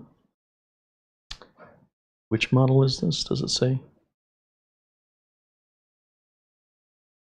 Well, regardless, we'll run a crystal disk mark on it and see where it's at. There you go. Pretty easy. You know, look, there's a lot of other manufacturers of mini PCs that don't give you any sort of a heat shield for your NVMe drives.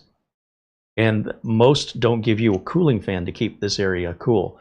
Most will just keep the CPU cool. And it drives me crazy because it's as if you don't care how hot this gets in here where your RAM and your storage are. So it's great to see WoWe not only do this, but to do this on a relatively budget priced. You know, this is pretty high end for the mid-level. So I wouldn't call it budget or entry level, and it's not a high-end machine either. But in that middle, it's not an entry in the middle either. It's not even in the middle of the middle. It's at the top of the middle. If you can picture sort of a chart, it's not like the middle is a fine line. The middle's a pretty wide area, and this is towards the top of that, in my opinion. Now I have to remember how I put this back together. So I think it went in. I think it went in. Well, clearly the heat sink's got to be on that side. Yeah, and then there's a brass post right there. That's where that shorter screw is going to go. So let me plug this back in real quick, and we'll put it back together, turn it back on, and run some tests on it.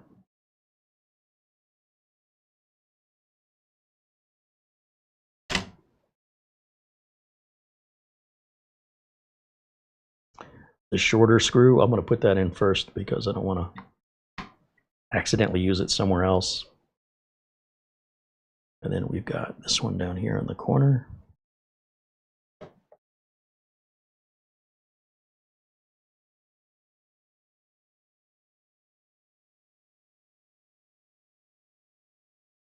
And this one.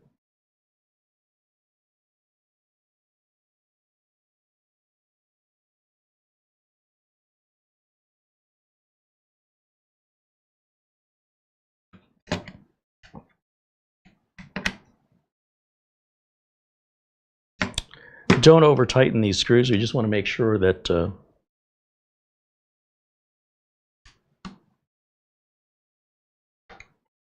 they're snug. Don't take them any further than snug. And then let's see, this whole piece was away from me. Put that back on. Yeah. Not bad at all. And again, what a unique concept that I don't have to remove the rubber feet. Thank you very much, WoWe.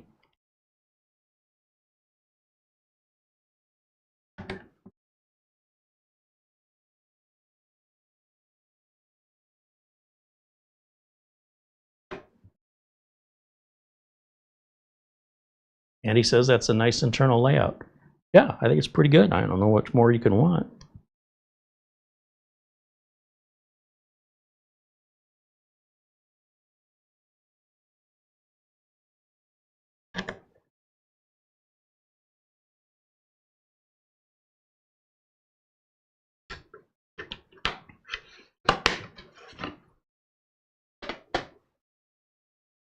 All right, let's make sure I didn't break it.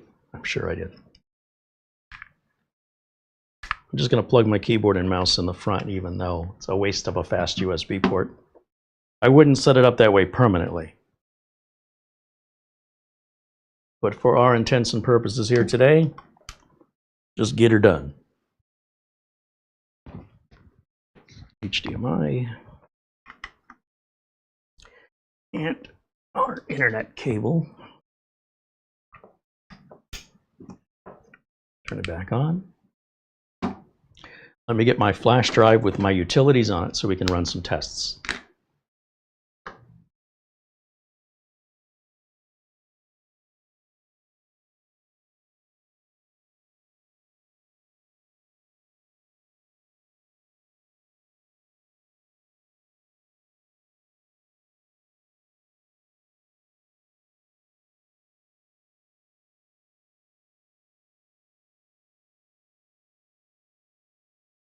All right, let me plug the flash drive in here.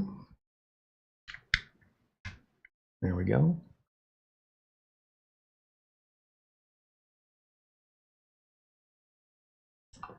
And let's see.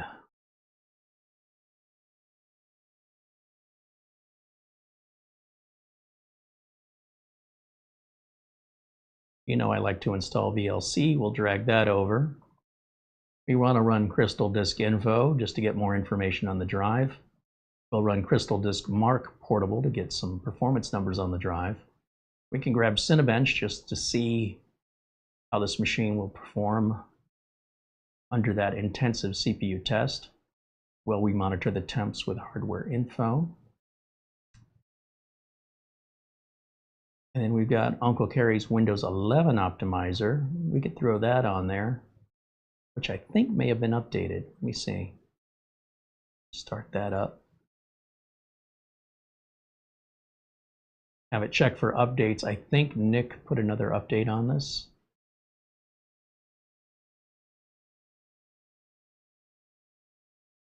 Yes, check for updates.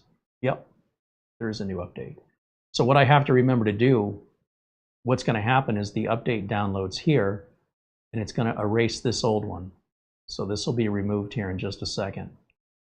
Then what I'm going to do is just copy that back over to the flash drive so I don't have to update it every time I use it. So anytime there's an update, I strongly recommend don't keep the older version. It'll get confusing. And this will automatically remove itself here in this process of replacement. So we'll just give that a second.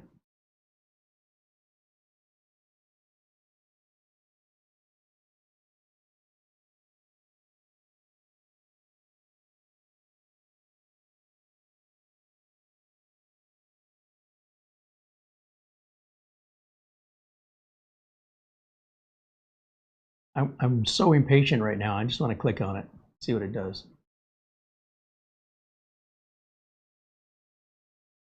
There it goes. See how it deleted that other one? And then we can take this and copy it, and we'll just put it over here on my flash drive. We'll overwrite the other one. That way I've got the latest version next time I use it. So now when we check for updates, it says no updates are available, and then I'll hit optimize all. And this will take a minute to run because it's doing a lot of stuff here.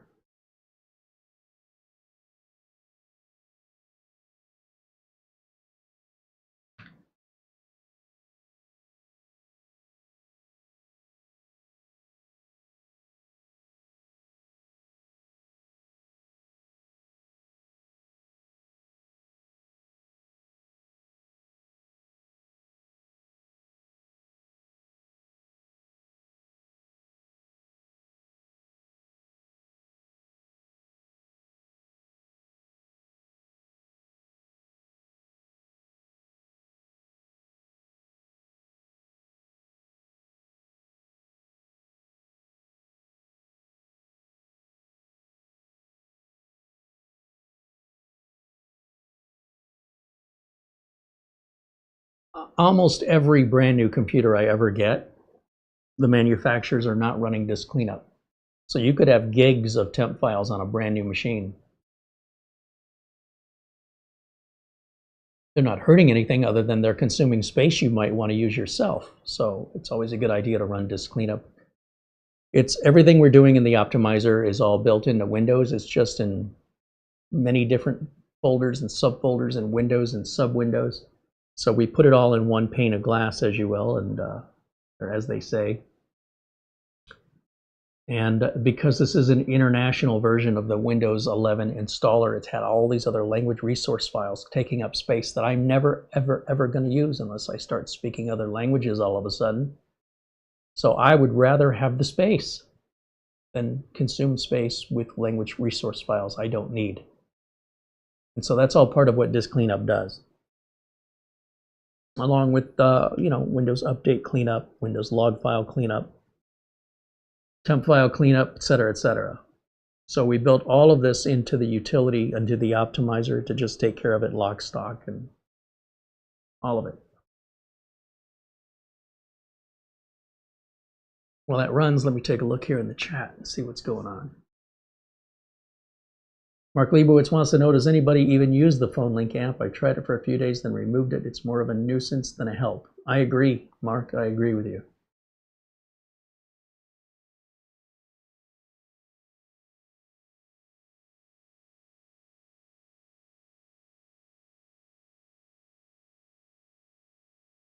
Richard Palmentier and Lugrinia say they use it all the time. What it does, I like what it does. I just don't, I don't like that it's doing it all the time. I only want it to do it sometimes. And it's that being able to turn it off and on that I find difficult. So I don't use it anymore.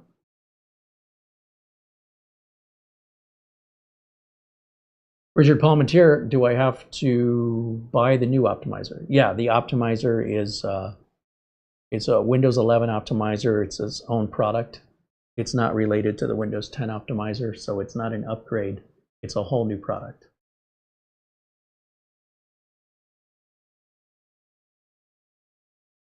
And we have a link for the optimizer in the video notes.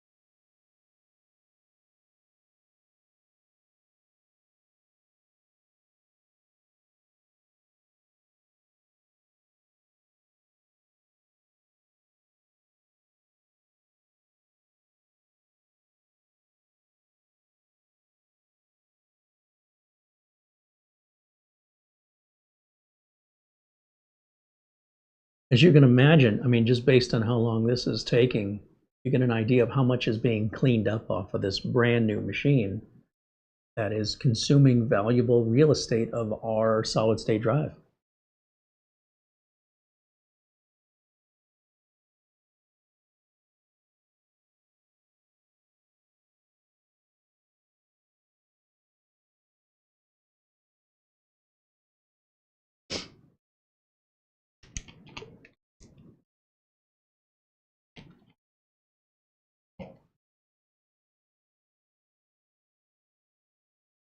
Looks like it's starting to move now.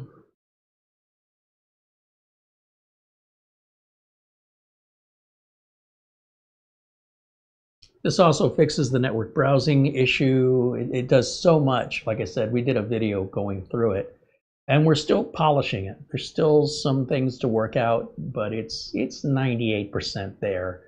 So do watch for updates.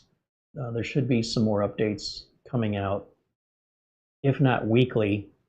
They'll be more frequent while the product is new with updates as we become aware or made aware of any issues the end users have.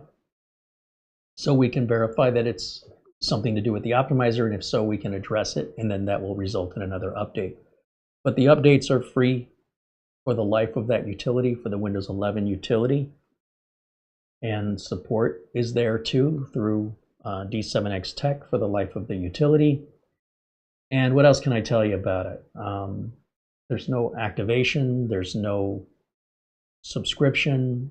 You buy it once, you own it for life, use it as many times as you want on as many computers as you want.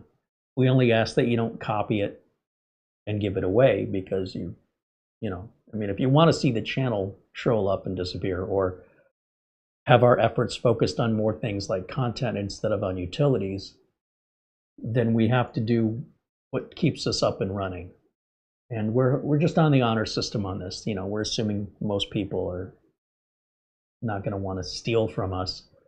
But, you know, if we turns out that we're wrong, then obviously we get out of that side of the business. But at this point, even if everybody bought a copy, it's still not going to make us rich, because that's not what we're trying to do. We're not putting advertising out for this other than this channel. You're not going to find it marketed at pop-ups of websites and Facebook and LinkedIn. We don't do that. We're not trying to even shill our own product here. This is really just for the viewers. It's for us. But in order for us to offer it, you know, the development and support costs have to be paid. So we try and sell it for the lowest price possible, and then keep it off a subscription, keep away from activation codes and licensing and stuff like that, where we got more support calls and frustrations from end users who are honest. And the dishonest ones who steal it, you know, they're the ones having no troubles. So it's a tightrope, you know, but we do the best we can and we hope for the best. And if that works out, we'll continue, you know, with perhaps another optimizer when the next version of Windows comes out. And if this one isn't going to pay for itself, well, then we won't do that anymore. So that's the ugly side of how the sausage is made.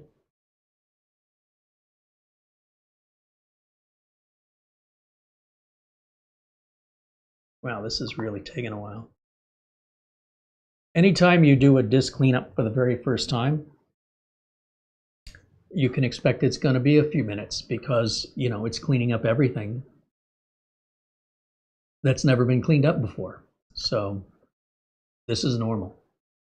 And the longer it takes, the more it's doing. That should make you feel good. While we're waiting, though, I can go ahead and run the Crystal Disk Mark info, or Crystal Disk info, I mean to say, just so we get a model number off of that Kingston.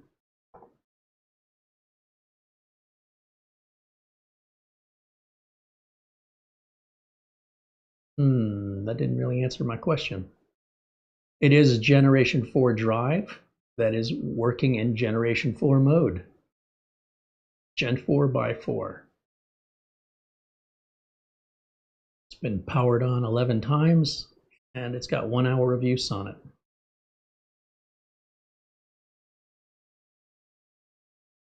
Now, as much as I want to run Crystal Disk Mark, we're really utilizing the drive right now, and that's going to affect the results. So they're not going to be accurate. But I can at least sort this by name. I'll put the My Computer or this PC icon on top. There we go. And yeah, just going to wait for that to finish. In the meantime, Andy says that optimizer, what a time saver. I don't have to remember all the little tweaks. Oh, trust me. If you recall, the whole Windows 10 optimizer was never intended to be sold to anybody. It was a tool I wanted internally for use.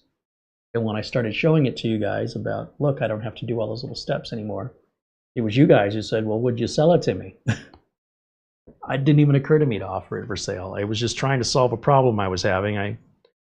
I'm sure I optimize a lot more computers than you guys do, but you know, with the exception of those of you who work in the industry like Mark Leibowitz and a few others, I just didn't think anybody would want it to just run it once, because I'll run my optimizer 3-4 times a day, depending on how many computers I've got coming in for repairs, upgrades, new builds, new reviews.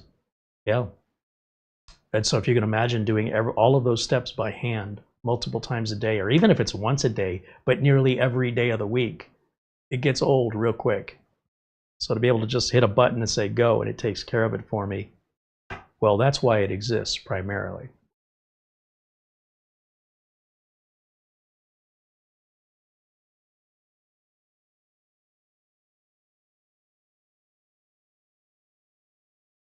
I've also found moving the mouse around while the disk cleanup is running.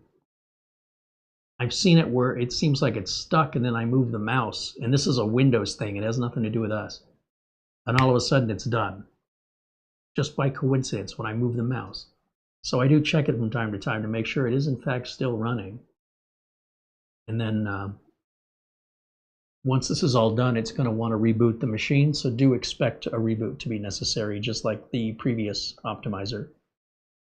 And then that allows for all the changes that we've made to take effect. We're not customizing anything. All we're doing is flipping switches on or off that you can do through Windows. It's just that, like I said, they're all not located in one place. What I'm not doing is I'm not turning off any services. And I think if you're going into your Windows services and you're playing around with them, you're going to regret it. Maybe not today and maybe not tomorrow, but soon and for the rest of your life. Wait, did I just become Liam Neeson? All I'm saying is these content creators that will tell you how to improve performance of Windows, what they don't tell you is the cost you're going to pay for that. It could be less security. It could be updates not working anymore. They'll tell you how to turn off all of the privacy issue concerns that people have, and then turn around and now you're not eligible to get Windows 11 anymore because you listened to some maybe well-intentioned, maybe not person trying to say, here's how you can get better performance out of your old computer. It's just like a vitamin seller. You know, somebody says, take this supplement and get all your energy back and be 20 years younger. If you don't know by now, none of that's real. It's never been real. And they can make all kinds of bizarre claims, and it's legal because it's a supplement, it's not a medication. You can get thinner if you take this pill, you can get taller if you take, no. And that's not to say that the pills don't have benefit, but they're wildly exaggerated for the most part and way overpriced in my opinion for basically a belief system versus a scientific confirmed evidence. You know, if something works for you, keep taking it. But all you need to do is go to like a nutrition or supplement store. Everything in there is a miracle product. Everything. And it's exaggerated. So you want to try things out, do so with the proper expectation. Probably not going to do anything, but give it a shot, just in case it does. I'm for that. I mean, it's probably safe, but in some cases, even they aren't safe. What can you do? So when these content creators will tell you how you can turn off services to disable the privacy stuff people have worries about, it ultimately can affect Microsoft's ability to deliver updates to you. And the best answer if you're worried about stuff like that is don't use Windows. Just don't use it. You probably shouldn't have a cell phone because as long as your cell phone's on, it knows where you are at all times.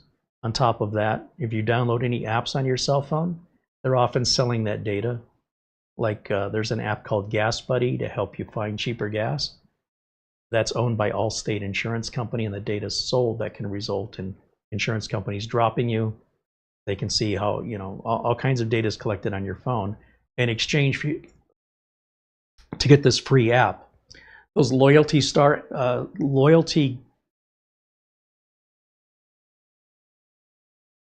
apps for grocery stores, they know what you buy, when you buy it, what store you went to, at what time. When you're using a credit card or a debit card for years, since the 70s, they've known where you were, what, how much you spent, the day and the time. This has been going on my whole life, as far as I can remember. There's always been monitoring.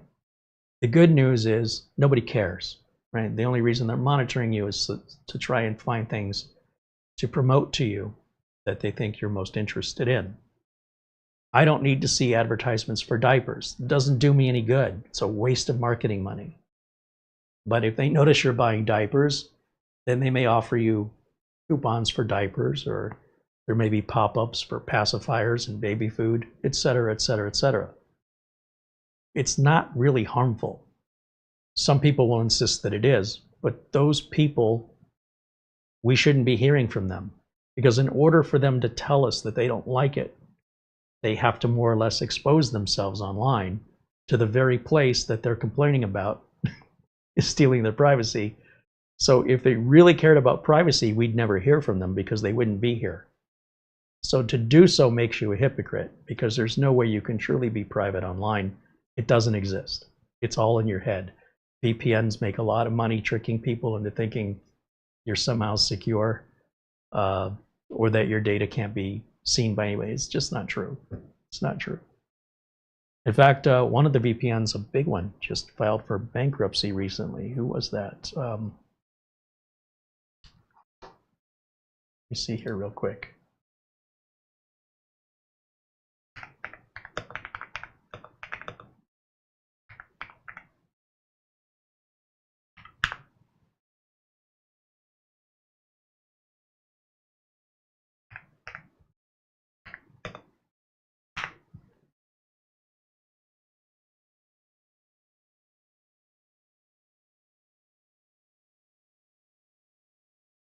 Was it ExpressVPN?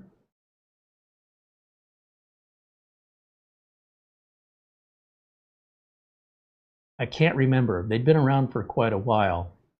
And it's why I tell you, when companies are kind of giving you false promises or inflating the ability of what their tools do or how secure they are, and it turns out they're lying to you, or there's something they're not telling you that they're omitting, usually that business, just give it some time. And usually it doesn't take a lot of time for that business to either straighten up and fly right or just close up and go out of business.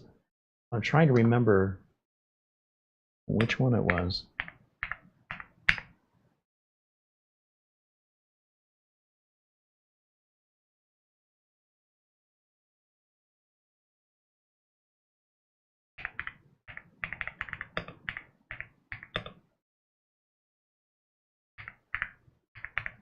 Maybe they're not out of business. Maybe they filed in bankruptcy. Maybe that's what I'm...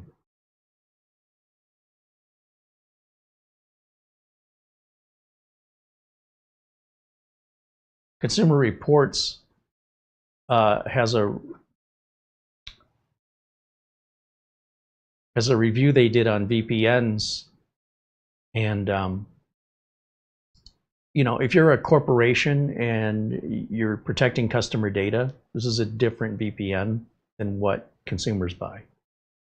And consumers really, unless you're trying to like see media based on faking where your IP address is, media companies are getting wise to blocking the VPN IP addresses that assign to VPNs. But regardless of that, I'm not the police. You do what you want. But over here at Consumer Reports about 3 years ago, they've basically been saying what I've been saying this whole time. I'm just going to show you the headline. And if you want to read about it, you can just visit that link there for consumerreports.org, a nonprofit organization that very much inspires me on this channel to be able to do unbiased reviews without a dog in the race, just tell you how it is. For better or for worse, there's nothing in it for me if it's positive or negative. All that's in it for me is to be honest, at least my version of what I think is, you know, based on my values, honesty.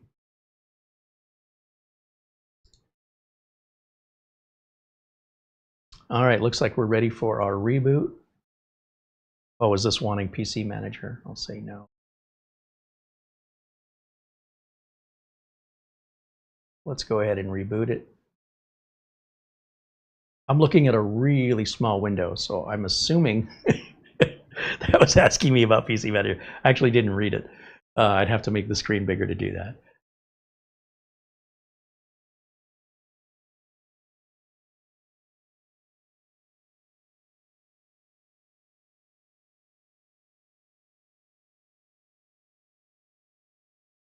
Wayne Ellison joins us and says hello.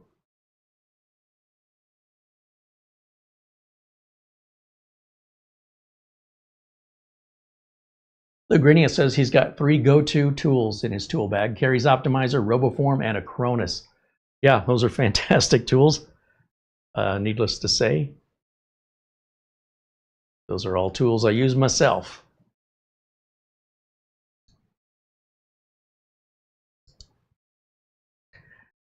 All right, with the optimizer run, let's run Crystal Disk Mark. See what kind of numbers we get out of the NVMe drive. I'm just realizing my file name extensions aren't showing. That should be something the optimizer takes care of. Oh, that number's really good. Normally on these like I said, there's a low, sort of a budget end, a mid-range, and a high end when it comes to computers. And then above high end, you would have gaming PC. Those are your most expensive computers. But that's not to say mid-range computers can't do gaming. It depends on the game. That's why they're calling this a gaming PC. League of Legends, World of Warcraft, there's a lot of games this will play just fine. But again, if you're interested in the game you're playing, at what resolutions will it play at, and what kind of frames per second, just look up that graphics card and see what that graphics card can do. It's not going to be based on the mini PC, it's based on the graphics card that's in the mini PC, regardless of who makes the mini PC. So that's why we don't have to go through all that here. It's already been done to death, and you can find the information that's pertinent to you, that only you know. It only applies to you, it doesn't apply to anybody else. Now, 6,000 megabytes per second. These Gen 4s will top out at 7,400 megabytes per second on the high end. That's darn close to being high end. I'm very impressed with that. I wasn't expecting any more than, say, around 5,000. Not that you're probably going to notice any difference as an end user, but I don't get any complaints when people say their computers are too fast. I'll put it to you that way. All right, so the whole left side is our read speeds. Now we're going to do the write speeds on the right side. And the write speeds are usually a little bit slower, usually by about 1,000 megabytes per second on most solid state drives. And this one falls right in there. You're looking at 700 megabytes per second less, maybe 750 less than the reads, but that's still really, really good given that that's what's included at this price. That's really good. So while that runs, let me jump back over here to the chat room.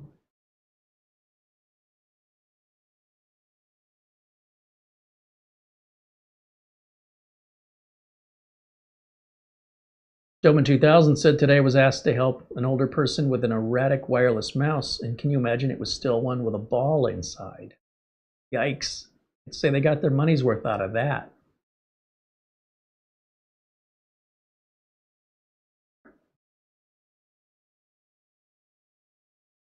Andy says, did you notice the mouse jiggles with the optimizer so you don't have to move it? Yeah, we talked about that. Nick has said that he put a little mouse jiggler. He said it's fairly noticeable. In order for that disk cleanup, you don't have to jiggle it. Good eye.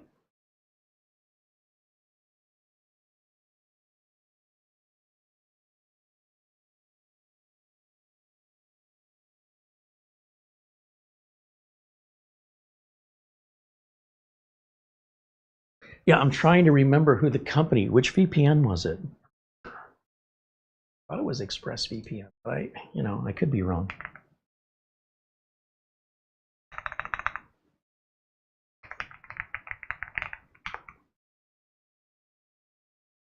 Let me take a quick look while we're waiting on this test to finish.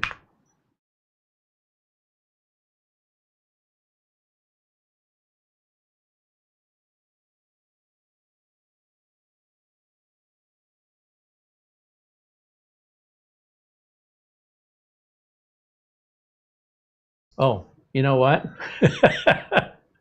I wasn't looking for this, but sometimes you got to be careful what you're looking for, because I just found this. An alarming report suggests China may be spying on your VPN browsing data. And you're paying money for that, by the way. Not that this is the latest news, but it's not that old. I'm not surprised. People want to waste their money, and it's security theater, and you pay money for tickets to enjoy your show.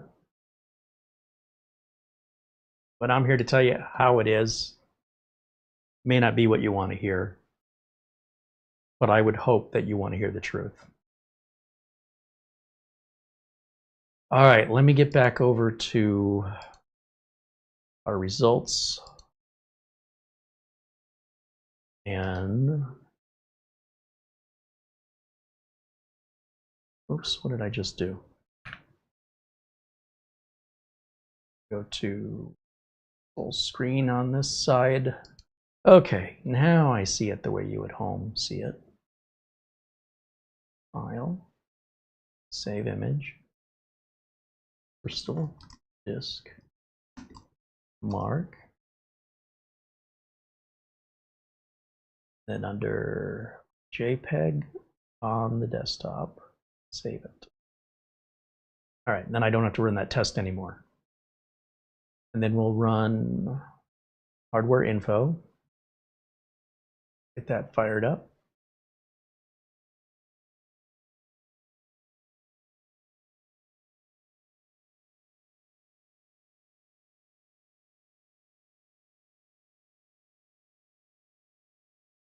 Sensors only. Start. Cinebench. Start that.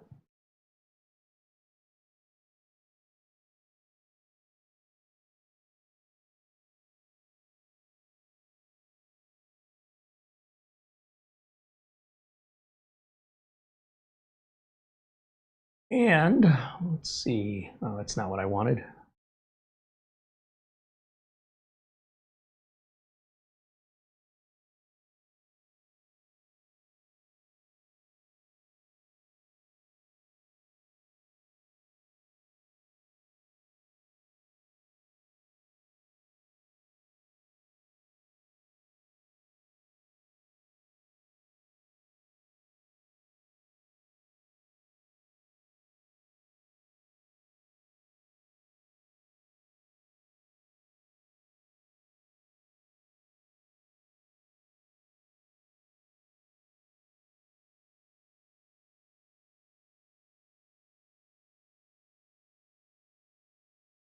Okay, there's our temps.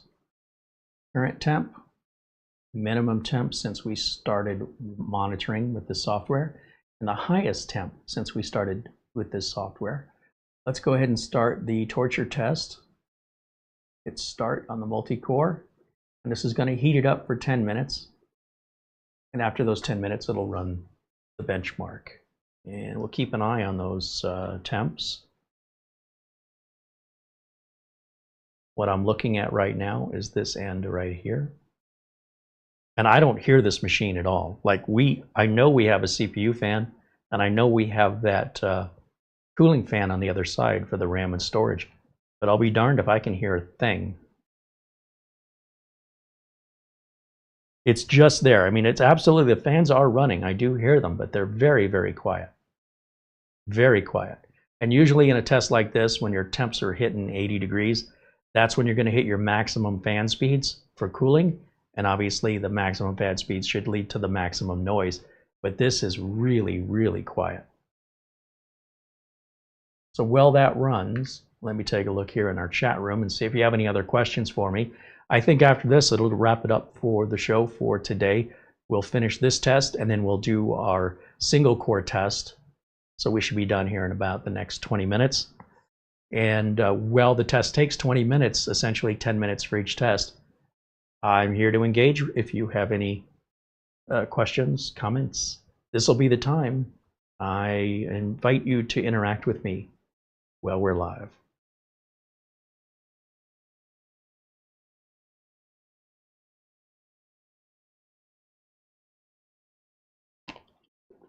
Andy said, Nick, the developer of our optimizer, has great attention to detail.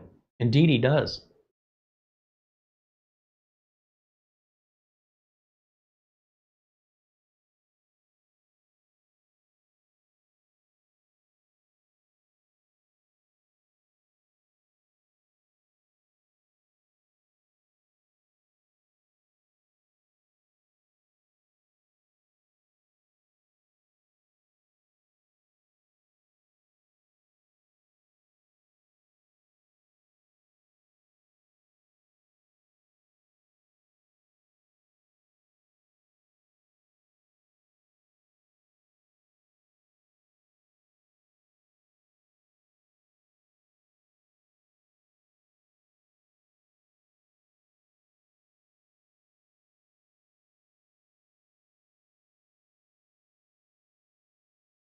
Over 2000 mentioning how disk cleanup will have an option to do compressing system files. We don't do that in our utility, just so you know.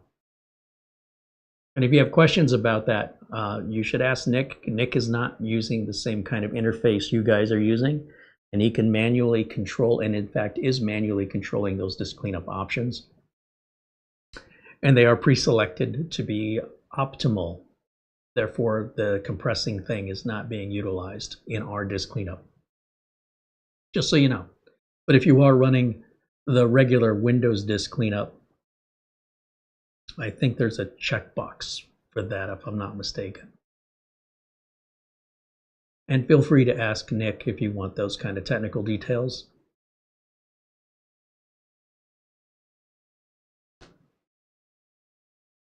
Best to get your answers from him and not me. And Buster's saying good night. It's about 8 hours ahead there in Scotland. Thank you for hanging out with us, Buster. Thank you for your gifts, your generosity, your support, and most importantly, your friendship. Sleep well, my friend.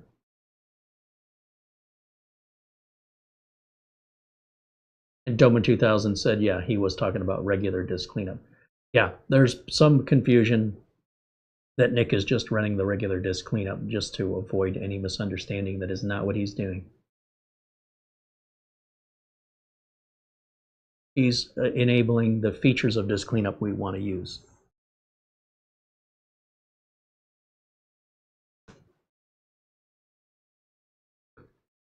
Okay, how am I doing over here?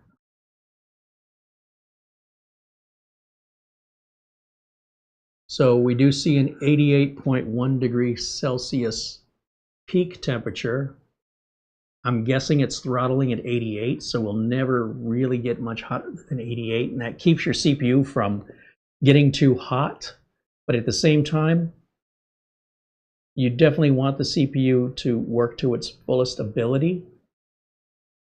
Ideally, it's not under this kind of a workload 8 hours a day, because that will eventually kill your silicon. It'll degrade it.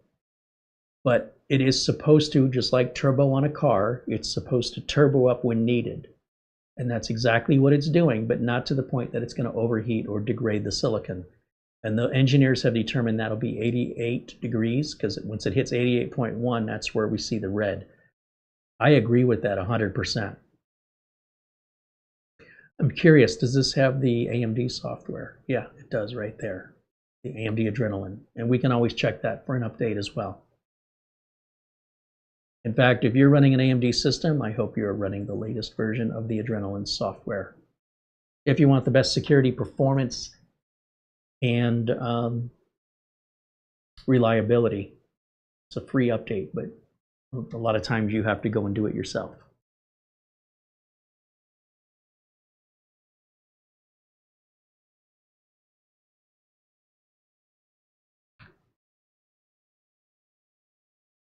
Am I concerned about the red numbers? No. So on a car, for example, you have a tachometer, right? Many people have a tachometer on the car. And you'll notice on the far right side of the tachometer, it's going to be a red line. So when somebody is like putting their pedal to the metal and revving that engine up, you can tap on that red line. That's fine. But you don't want to stay in the red line, or you're probably going to be buying yourself a new engine. When I'm recording audio, I want to see my audio peak just tapping into the red line. I don't want to constantly be in the red, and I don't want to be away from the red that I'm never hitting it, because then I'm not getting the best volume. As a result, you'll have to turn your volume up to hear me. So what we want to do is we want to touch on that red if we want to ensure maximum performance. If we stay in the red, we'll likely overdrive it and cause a problem. And if we stay the hell out of the red, we're missing all this performance we're not getting. So no, there's no concern that for just a brief moment we hit 88.1. Those numbers that you're looking at are your peak numbers, the hottest it's gotten so far. Those aren't the temps it is right now. That's what this row over here is for. These are the current temps on the far left side. And you'll see they'll fluctuate by 30 to 40 degrees in just a few seconds. What we don't want to see are all these numbers in red and staying there. Then I would be concerned. But to have a peak, a recorded peak during the 10 minutes, what is the hottest it ever got for, it doesn't matter if it was for just a millisecond. If it was hot enough to be recorded, even in just a millisecond, then that's our peak temp. That's how that works, and that's why you don't need to be worried about this information. It shouldn't be there to scare you. It shouldn't be there to cause any anxiety. You're misunderstanding the information if that causes you any concern. If anything, this gives us peace of mind. This assures us that the technology is working exactly like it should. It's momentarily peaking at a certain temp and it won't go higher than that, and that's perfect. But if it was running at 88 the whole time, then we got a problem. And that problem is either an insufficient cooling system or we bought too little of a computer for our needs. Terrell Cochran says, Carey, I plan to order the WoE P6 on Monday. Amazon right now is 28% off at checkout. And there's a coupon for $59 off. So it's listed for $219 before the discount.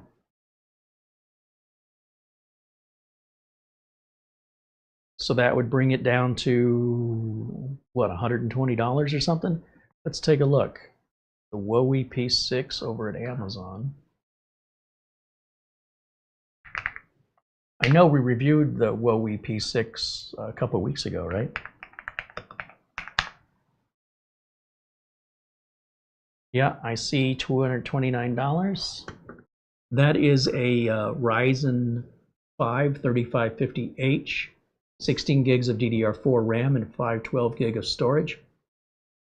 It is Wi-Fi 5. This is kind of an older tech, and it says save 30% at checkout. Don't see any additional coupon. I'm also not signed in, so maybe that's for Prime members. But even 30% off, I mean, that's like, that alone, 30% at checkout would be, well, 10% would be $22.90 times 3. So that's effectively almost $70 off.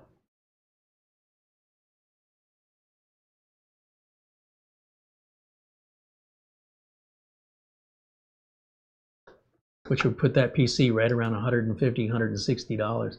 That's a really good price, but it is, you know, again, a Ryzen 5 3550H, by the way. They don't, AMD won't even provide drivers for the APU on that. So you're going to have to go to WoE to get them. If you recall, we really struggled on that AMD Ryzen 5 3550 to find video drivers. The AMD Adrenalin would not work. So what you have to do, just so you know, is you have to rely on the manufacturer to provide the drivers to you. When we, just as a reminder, if we go back over to the page, and we go to WoE's website. So let's say we did a complete wipe and reinstall of Windows. We put our own Windows on it. We go to driver support, and the P6 right here, you're going to want this driver package, which is how big? Just a gig. This is the only way you're going to be able to get those drivers for your video card, or at least this will be the most efficient. If you go to AMD, they don't provide them anymore. And that Ryzen 5 3550H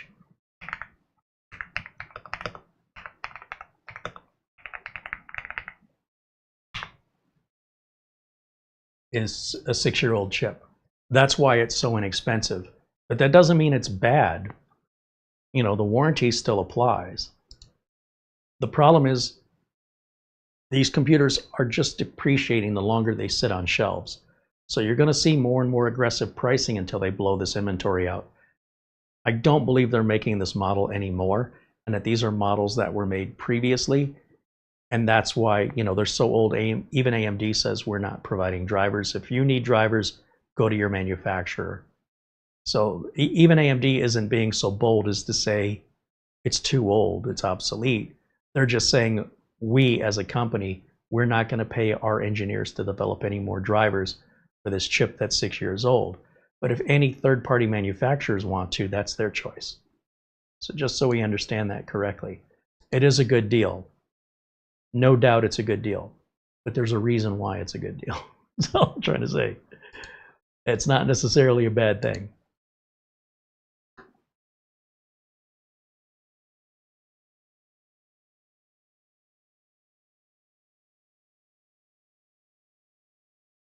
How am I doing over here? We got a score, so let's do the next test.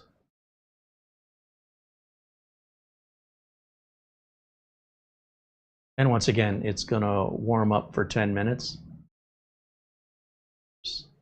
This is why I need to go full screen. I'm looking at a really tiny window here and I can't see what I'm doing. So you guys don't see a difference, but I just made my screen bigger. And now I can pull the hardware monitor back up. There.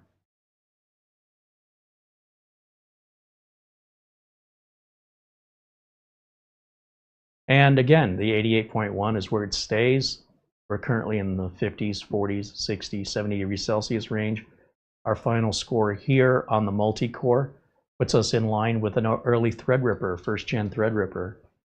And on top of that, well, I guess it doesn't put us in line with it. I mean, there's quite a difference. But compared to the next thing down is an i9 9880H.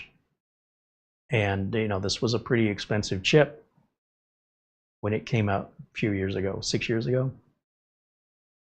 And 11915, and then we've got the single core test running right now. So let me come back over to camera 1.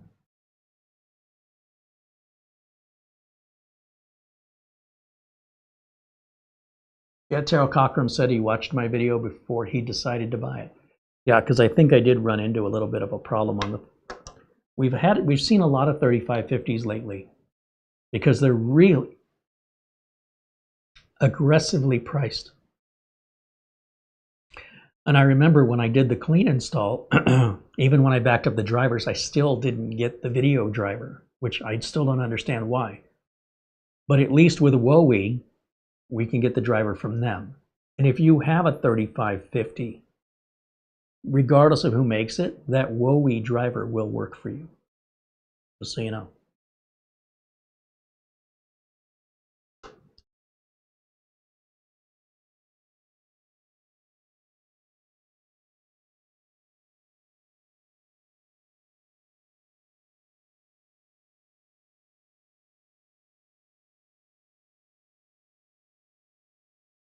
But we've liked the computers from Wowie. I don't think we've seen one we haven't liked yet. And this case design is basically the same as the last one. They're just changing the internals. So everything there was familiar to me as well.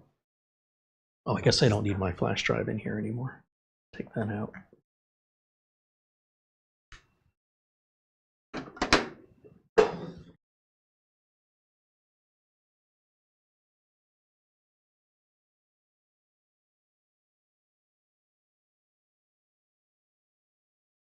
All right. Well, got all quiet in the chat room, guys.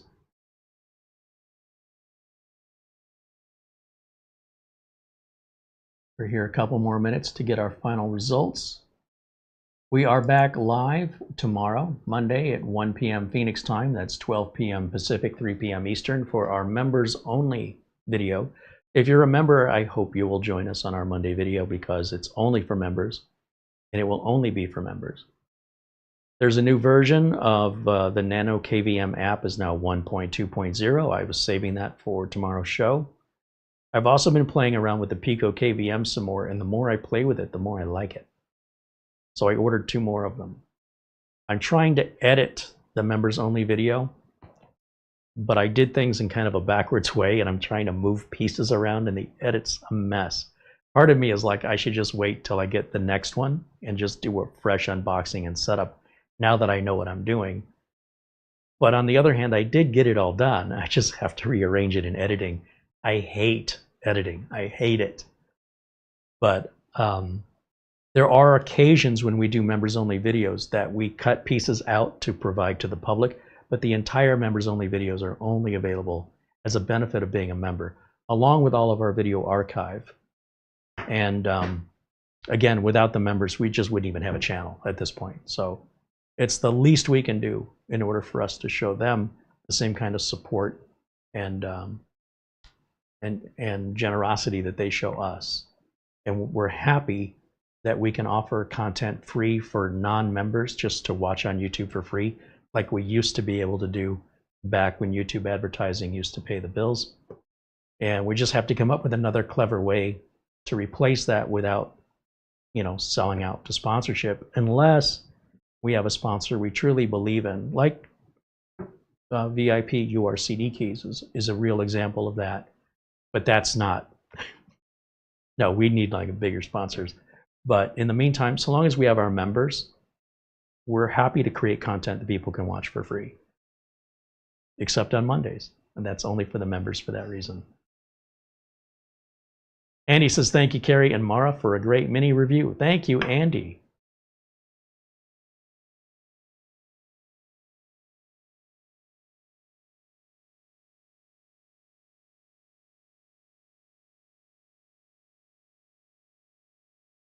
Scott saying thanks. Thank you, Scott. Dennis says, in this price range, I think I would prefer an Intel 13900. I don't think you can get an Intel 13900 this cheap, can you? I know we did the Ace Magic M1, but I think that was $100 more than this. It also depends what you're using it for. Like this will probably do better on gaming, if you're doing any gaming. But yeah, it's sort of like I'd rather have a Pepsi than a Coke, kind of an argument. They're going to cost you the same. They taste pretty similar. Personal preferences. It's all good. I don't think you can go wrong either way. You know, depending on availability, shipping time, and at the end of the day, what the price is the day you buy it. Because that would definitely flip the coin one way or the other if those things weren't all equal. Let's see, back over here. How's this guy doing? Looks like we're almost done with that warm-up. Got about 3 more minutes of the warm-up to go. Our temps still have never exceeded 88.1. And right now it's sitting in the 40s. There's Core 2 running at 70. You'll see these temperatures fluctuate a lot. And that just ensures the chip is doing exactly what it's designed to do. Think of it like overclocking. When it's needing more power, it's overclocking itself to get you there. But you don't want to stay overclocked or you're going to have heat problems and severe chip degradation. That's going to end the life of your electronics sooner rather than later. Also, it loses energy efficiency, which means the fans have to run faster and louder. And your electric bill is going to be higher consumed by the power required. When you need more power, where's that power coming from? It's coming from the wall. So if this is going to run at peak temperatures all the time, it's negative all the way down the board from efficiency, cost, noise, and ultimately performance, because that means this computer is not performing well for you. If this computer has to be full-on turbo the whole time, you have under-purchased. If you bought a small 4-cylinder car and you want to tow a large heavy boat behind it, I hope you don't have to go up any hills to get to the lake because you're using the wrong car. You say, well, I couldn't afford the truck for towing. Well, then you probably shouldn't have the boat. I don't know what else to tell you. It's not like you could go, oh, well, since you can't afford it, it's okay then. No, you're not exempt from the rules of physics, okay? Whatever your excuse is, the rules of physics apply to us all equally. All right, just in case that's news to anybody.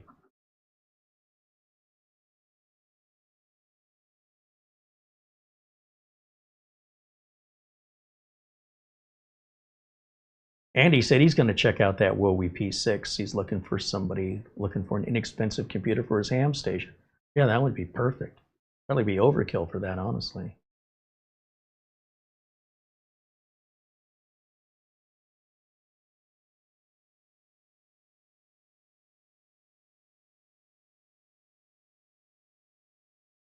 All right.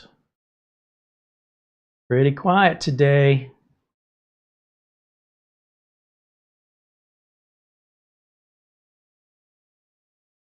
Just keep checking in on that. I want to thank our friends over at Wowie for sending us the unit for review.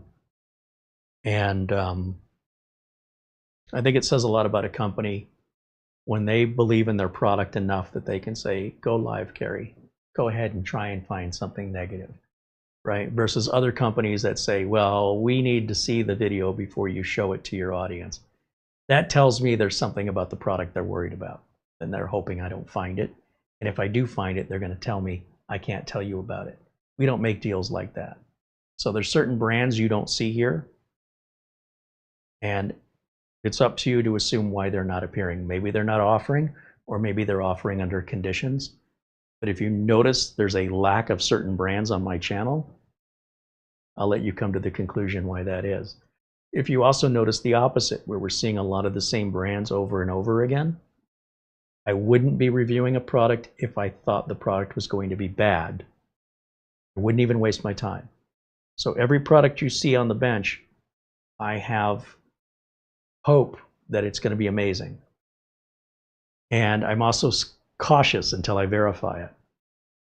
And like I said, I do try to find, even products I like, I try and find something that can be improved on it in order to sort of hit both sides of that argument, what's good, what's bad. Because I believe if you only focus on the bad or you only focus on the good, you're doing your viewers a disservice, and you really shouldn't be a reviewer. Maybe find another line of work that aligns to your bias. I think a real honest to goodness reviewer has to find both good and bad in everything. And their failure to do so means they're making commercials. The problem with an all negative review is, for all you know, that was paid for by a competitor. And the problem with a positive review, well, it might have been paid for by the manufacturer. Those are advertisements, not reviews. And I will stick to that. And hopefully one day there'll be some enforcement regarding the honesty of the content creators here on this platform.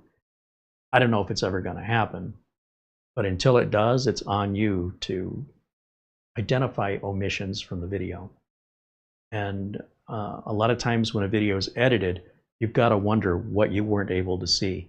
Why was that video edited? Were they hiding their own mistakes that embarrassed them? They don't want you to know they make mistakes? Is it not commercial enough by keeping it unedited?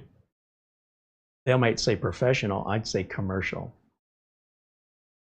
When I do computer work for clients, that's commercial work. But when I make videos here on YouTube, that's not commercial work, just so you know. There have been some occasions where I've done commercial work on YouTube where there's been a crossover, but I haven't seen much of that. Not lately. The amount of upgrades and repairs that I've demonstrated live on this channel are sort of double dipping, right? Being able to make the content and do the work I'm hired to do. Those are the best of times, let me tell you. But it's up to us to filter this stuff. YouTube's not doing it for us. The content creators are not, for the most part, doing it either. They want you to click. If you don't click, they're not going to be sent more products to review if nobody's watching their videos. They're not going to get any sponsorship if no one's watching their videos. The more you watch their videos, the more they can sell you to their clients. They're selling you. That's the deal. We're not doing that here. So that's the behind the scenes information you're not going to hear most content creators tell you about. So I feel like it needs to be said. Someone ought to say it. Last I checked, I was someone. I suppose if everybody did what they were supposed to do, at least to my values, I wouldn't feel the need to create these videos. It would already be done. I think we have numbers. No? Let's see.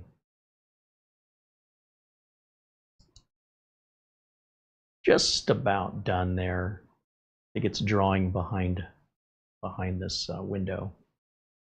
But we're at 0, on the time. That means the actual benchmark is running now.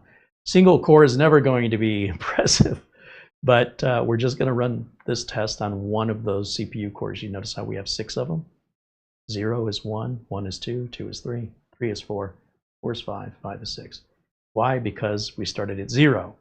That's why 0 has to be counted as 1. That's a little confusing, but there's 6 of them. 1, 2, 3, 4, 5, 6. And we're just running on whichever one is the hottest. Which one is hottest? Right now, core 2 is probably the one we're running on right now. I don't know how it picks, to be honest. When it's going to do the single core, how does it know which core to use? I'm sure somebody knows, but it ain't me. So overall, this has been very quiet. The mini PC, I don't hear the fans. Even when it's maxed out like that, it's barely noticeable.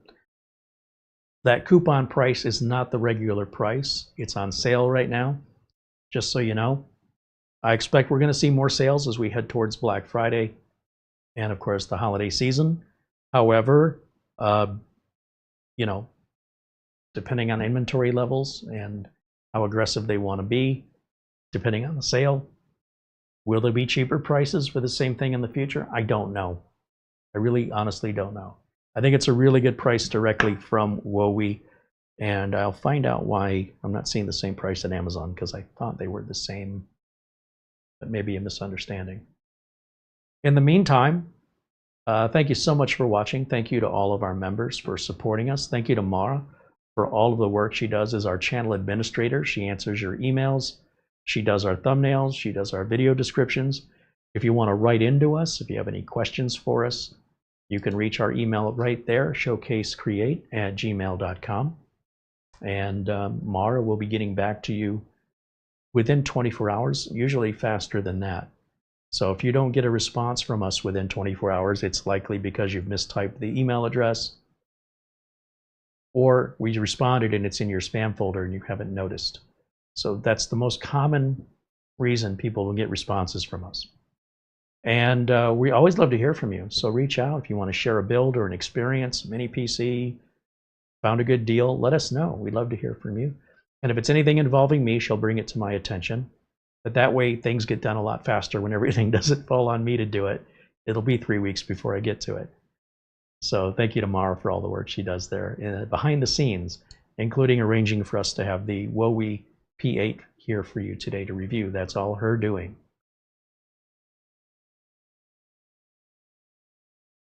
Were you coming down to say something? Yeah, I just want to say thank you everybody for joining us. We appreciate it. I do want to put out there, as of right now, the recipes that I'm doing that are not in the cookbook. For example, I developed a recipe for a really amazing bread. If you're interested in that, please send an email to the channel and I'll be happy to provide it. Cool. So just FYI. Alrighty, well thank you. And I think we have numbers now. Yeah, we've got our numbers on our scores and our temps, minimums, current, minimum, and maximum temps, and along with the averages down this list here. I'm going to just scroll down here if you guys are curious about any of the other numbers. I don't really pay too much attention to these other numbers, but you might be interested, and you can freeze frame the video to pause it anywhere that you want to see any details. Again, I'm not trying to hide anything from you, but sometimes I can be a little thoughtless when it comes to stuff like that. And then people want to know after the fact, and it's like, well, I can't go back and redo it. I don't have time, but there you go.